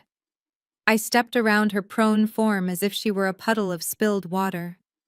Bianca tried to step forward, her mouth opening to launch an insult, but Dante turned his head slightly and gave her a look so cold it froze the words in her throat. We walked toward the ballroom doors, leaving my mother on her knees on the cold, hard floor of the hotel lobby, surrounded by the very elite society she had tried so desperately to impress. They were not looking at her with admiration. They were looking at her with the one thing she hated more than anything else: indifference. My mother was still being helped to her feet by a reluctant bellhop when Bianca made her move. She did not rush to aid the woman who had birthed her. Instead, she saw an opportunity in the chaos. To Bianca, the lobby of the Ritz-Carlton was not a place of public humiliation, it was a content set. She pulled her phone from her clutch, the ring light case already glowing with an artificial halo. She lunged in front of us, blocking our path to the ballroom. She held the phone high, angling it to capture her own face in the foreground, with Dante and me trapped in the background. She forced a smile that looked like a rictus of panic. "Hey guys!" she chirped at the screen, her voice shrill and vibrating with false cheer. "You will not believe who I am with, the power couple of the year. We are all here together, just a little family clumsiness with Mom back there, but we are one big happy unit. Look, it is my sister Dominique and her billionaire hubby." She tried to grab my shoulder to pull me into the frame, to force me into the role of the smiling, compliant sister she could monetize. She was desperate to show her sponsors that she still had access. She needed to prove that the bridge wasn't burned, that she was still part of the inner circle. "Say hi to the fans." Bianca pleaded, her eyes darting between me and the follower count ticking up on her screen. "Tell them we are cool. Tell them the documentary was just drama." I recoiled from her touch. The smell of her desperation was more pungent than her perfume. Dante moved faster than I could process. He did not shove her, he did not shout. He simply reached out and plucked the phone from her hand, with the precision of a machine taking a component off an assembly line. Bianca gasped, grasping at the empty air. "Hey, give that back, I am live." Dante looked at the device in his hand. The comments were scrolling rapidly, mostly people asking why Bianca looked so sweaty and why I looked so cold. He turned slightly toward a passing waiter who was carrying a silver stand with a chilling bottle of Dom Perignon. Dante dropped the phone. It did not hit the floor. It landed directly inside the silver bucket, submerged instantly in the slurry of ice and water. The light on the case flickered once, turning a sickly yellow before extinguishing completely. The screen went black. Bianca shrieked a sound that made the guests in the lobby flinch. "My phone. My content. You just destroyed my livelihood." Dante wiped his hand on a silk handkerchief he pulled from his pocket. He tossed the cloth onto the floor next to her ruined device. "Find a new job, Bianca," he said, his voice low and cutting through her hysteria. "Stop using my wife's image to earn ad revenue. You are not an influencer. You are a parasite." He stepped closer to her, towering over her trembling form. "And let me make myself clear. If I see you point a camera at Dominique again, I will not just destroy the phone. I will buy the platform you're streaming on and ban you for life." Bianca stared at the ice bucket where her career was currently drowning. She looked up at Dante and then at me, expecting me to intervene to save her from the monster I had married. I looked at her. I looked at the sister who had faked invitations to humiliate me. "It is better this way, Bianca," I said softly. "Now you don't have to worry about the haters. You are offline." We turned and walked into the ballroom, leaving her sobbing over a bucket of ice water, mourning the loss of a connection she never truly valued, while the real world continued without her. Bianca was still weeping over her waterlogged phone when Dante turned his attention to the shadow lingering behind a potted fern. Brad was trying to make himself invisible. The arrogance that had fueled him at Le Bilboquet, the swagger he displayed while drinking scotch at the renewal party had evaporated. He looked like a man whose skeleton had been removed. Dante snapped his fingers. It was a sharp, commanding sound that cut through the murmur of the lobby. A member of the hotel security team, a man who looked like he bent steel for fun, stepped forward. He wasn't holding a weapon. He was holding a thick manila envelope sealed with red tape. He handed it to Dante. "Brad, come here," Dante said. His voice was not loud, but it carried the weight of a judge delivering a sentence. Brad hesitated. He looked at the exit, then at the security guard, and realized running would only make the tackle more painful. He walked toward us, his legs stiff, dragging his Italian leather shoes as if they were made of lead. Dante held out the envelope. Brad took it with shaking hands. He opened the clasp and pulled out the first document. It was on heavy legal bond paper. At the top was the logo of the United States Department of Justice, followed by the seal of the Securities and Exchange Commission. "What is this?" Brad whispered, his face turning the color of ash. "That is the audit trail," Dante replied calmly. "It details the $3 million you diverted from client accounts. It tracks the wire transfers to the Cayman Islands. And the document underneath it is your formal termination notice from the bank. I signed it myself this morning." Brad's knees gave way. He didn't faint. He simply collapsed under the weight of his own corruption. He fell to the marble floor, clutching the papers to his chest. He looked up at me, his eyes wide and wet with tears. "Dom, please," he begged, grabbing the hem of my gown. "You can't let him do this. I will go to jail. Federal prison. Dom, I have a reputation. I am family. You have to stop him." I looked down at the man who had flagged my credit. The man who had sneered at my husband's work clothes. The man who had tried to starve us out of our home. Dante stepped between us, breaking Brad's grip on my dress. He reached into the inner pocket of his tuxedo jacket. For a second, Brad flinched, perhaps expecting a weapon. Instead, Dante pulled out a money clip. He peeled off a single crisp $20 bill. He held it out to Brad, who was still kneeling on the floor like a penitent sinner. "You like to talk about money, Brad," Dante said, his voice devoid of pity. "You like to flash cash to prove you are a man. Well, here's a little liquidity for you." Brad stared at the money, confused. "What?" "It is for the valet," Dante said, dropping the bill. It floated through the air and landed gently on top of the indictment papers. "Actually, scratch that. They took your company car an hour ago. That 20 is for the bus fare. The police station is across town, and I hear the meter runs high this time of night."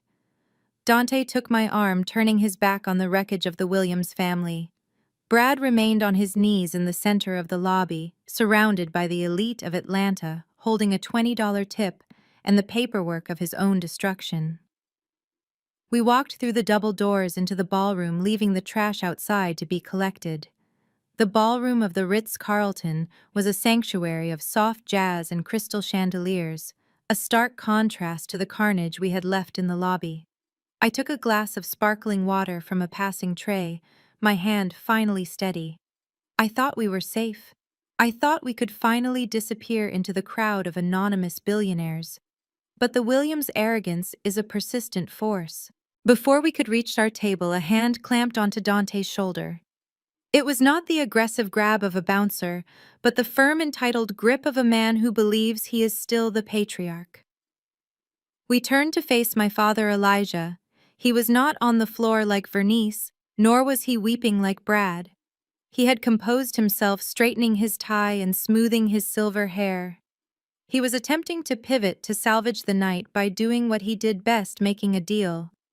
He ignored me completely, his eyes locking onto Dante with a predatory gleam. "Dante," he said, his voice dropping to a conspiratorial whisper.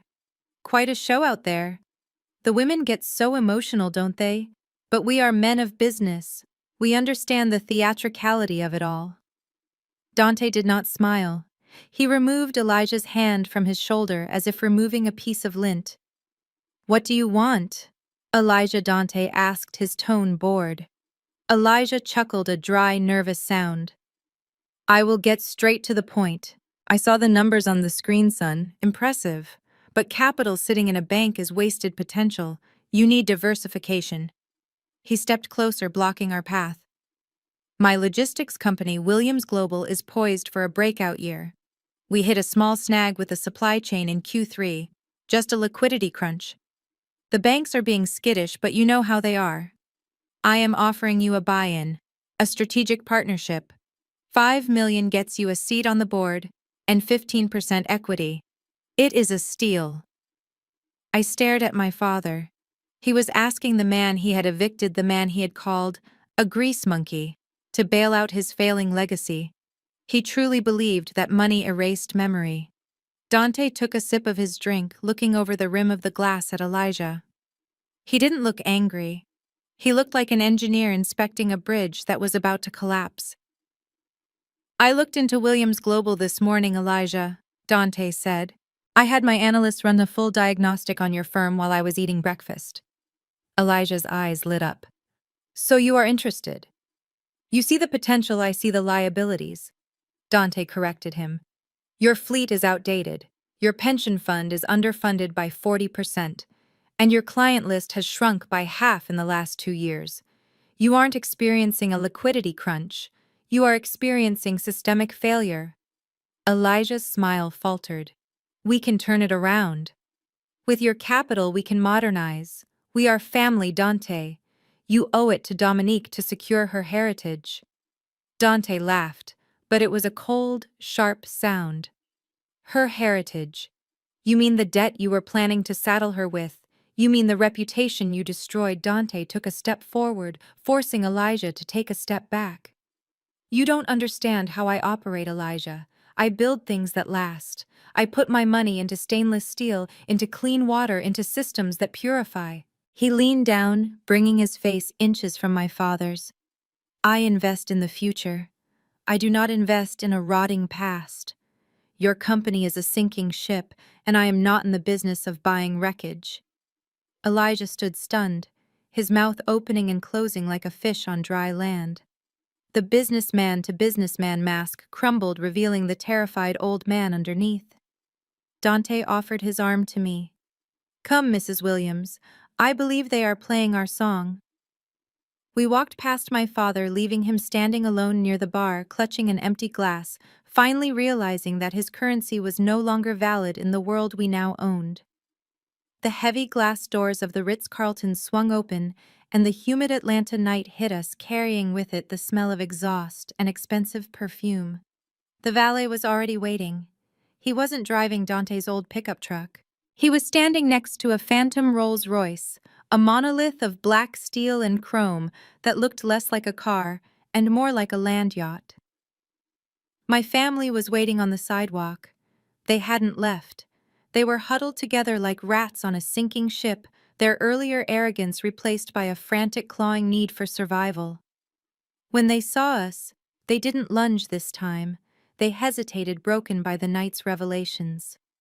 "Dominique, my father," Elijah called out, his voice hoarse. "You can't just walk away. We are your blood. We raised you. We sacrificed everything to give you a good life. You owe us." I stopped. I let go of Dante's arm and turned to face them one last time. Elijah was right. In his twisted transactional world, I did owe them. I owed them for the roof they held over my head like a threat. I owed them for the tuition they paid only to mock my career choices. I reached into my clutch and pulled out a single slip of paper. I had written it earlier that morning, a final calculation of my worth in their eyes. I walked over to Elijah and pressed the paper into his hand. "It is a cashier's check," I said, my voice steady. $342,000. Elijah stared at the check, his eyes bulging. "What is this?" "It is the principal," I answered. "I calculated the cost of my private school tuition, my college expenses, the braces on my teeth, and an estimate of the food I ate at your table for 18 years. Vernice gasped, looking at the number. "Dominique, you don't have to do this. We love you." I ignored her lie. "I am liquidating my position in this family," I said, using the cold financial language they understood. "That check clears my debt. I have repaid my investors. We are now even." I took a step back, looking at the three of them. Brad was weeping silently. Bianca was frantically trying to dry her phone with her dress.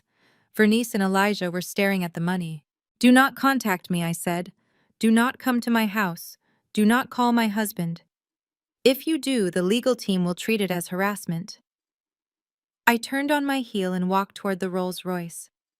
The valet held the rear door open. The interior was a sanctuary of cream leather and silence. I slid in next to Dante. He didn't say a word. He just took my hand and squeezed it.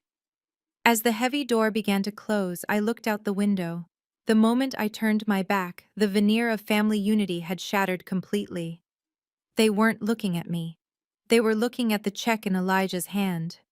"That is mine," Vernice screamed, clawing at her husband's arm. "I paid for her school. Give me that check. It is going into the company accounts." Elijah roared, shoving her back. "We are bankrupt, you stupid woman." "It is my inheritance," Bianca screeched, diving into the fray, grabbing at the paper. "You guys ruined my career. I deserve that money." The window sealed shut with a soft hiss, cutting off the sound of their screeching voices. The chaos of the sidewalk was replaced by the hum of the air conditioning. Through the tinted glass, I watched them one last time. They looked small. They looked pathetic. They were tearing each other apart over a scrap of paper, oblivious to the fact that they had lost something far more valuable. "Let's go home," Dante said to the driver. The car pulled away from the curb, gliding effortlessly into the traffic. I didn't look back at the rearview mirror. I looked forward at the long stretch of road illuminated by the headlights, leading us toward a future that was finally completely mine. The saga of Dominique and Dante serves as a profound reminder that true wealth is never defined by the clothes we wear or the titles we hold, but by the integrity of our character. The Williams family, obsessed with optics and status, ultimately crumbled because their foundation was built on the quicksand of validation and deceit. They chased the appearance of power while rotting from the inside. Conversely, Dominique secured her future not by hunting for a billionaire, but by loving a man she believed was a plumber. She valued the human connection over the bank account, proving that loyalty is the rarest asset of all. The most crucial lesson here is the art of filtration. Just as Dante purified water, we must have the courage to filter the toxicity out of our own lives. We must be willing to walk away from people, even blood relatives, who drain our spirit, to make room for those who nourish it. When you strip away the ego and the noise, you find that dignity is the only currency that never depreciates. Are you holding on to toxic relationships just to keep up appearances? It is time to start your own filtration process. Share this story if you believe in choosing character over currency.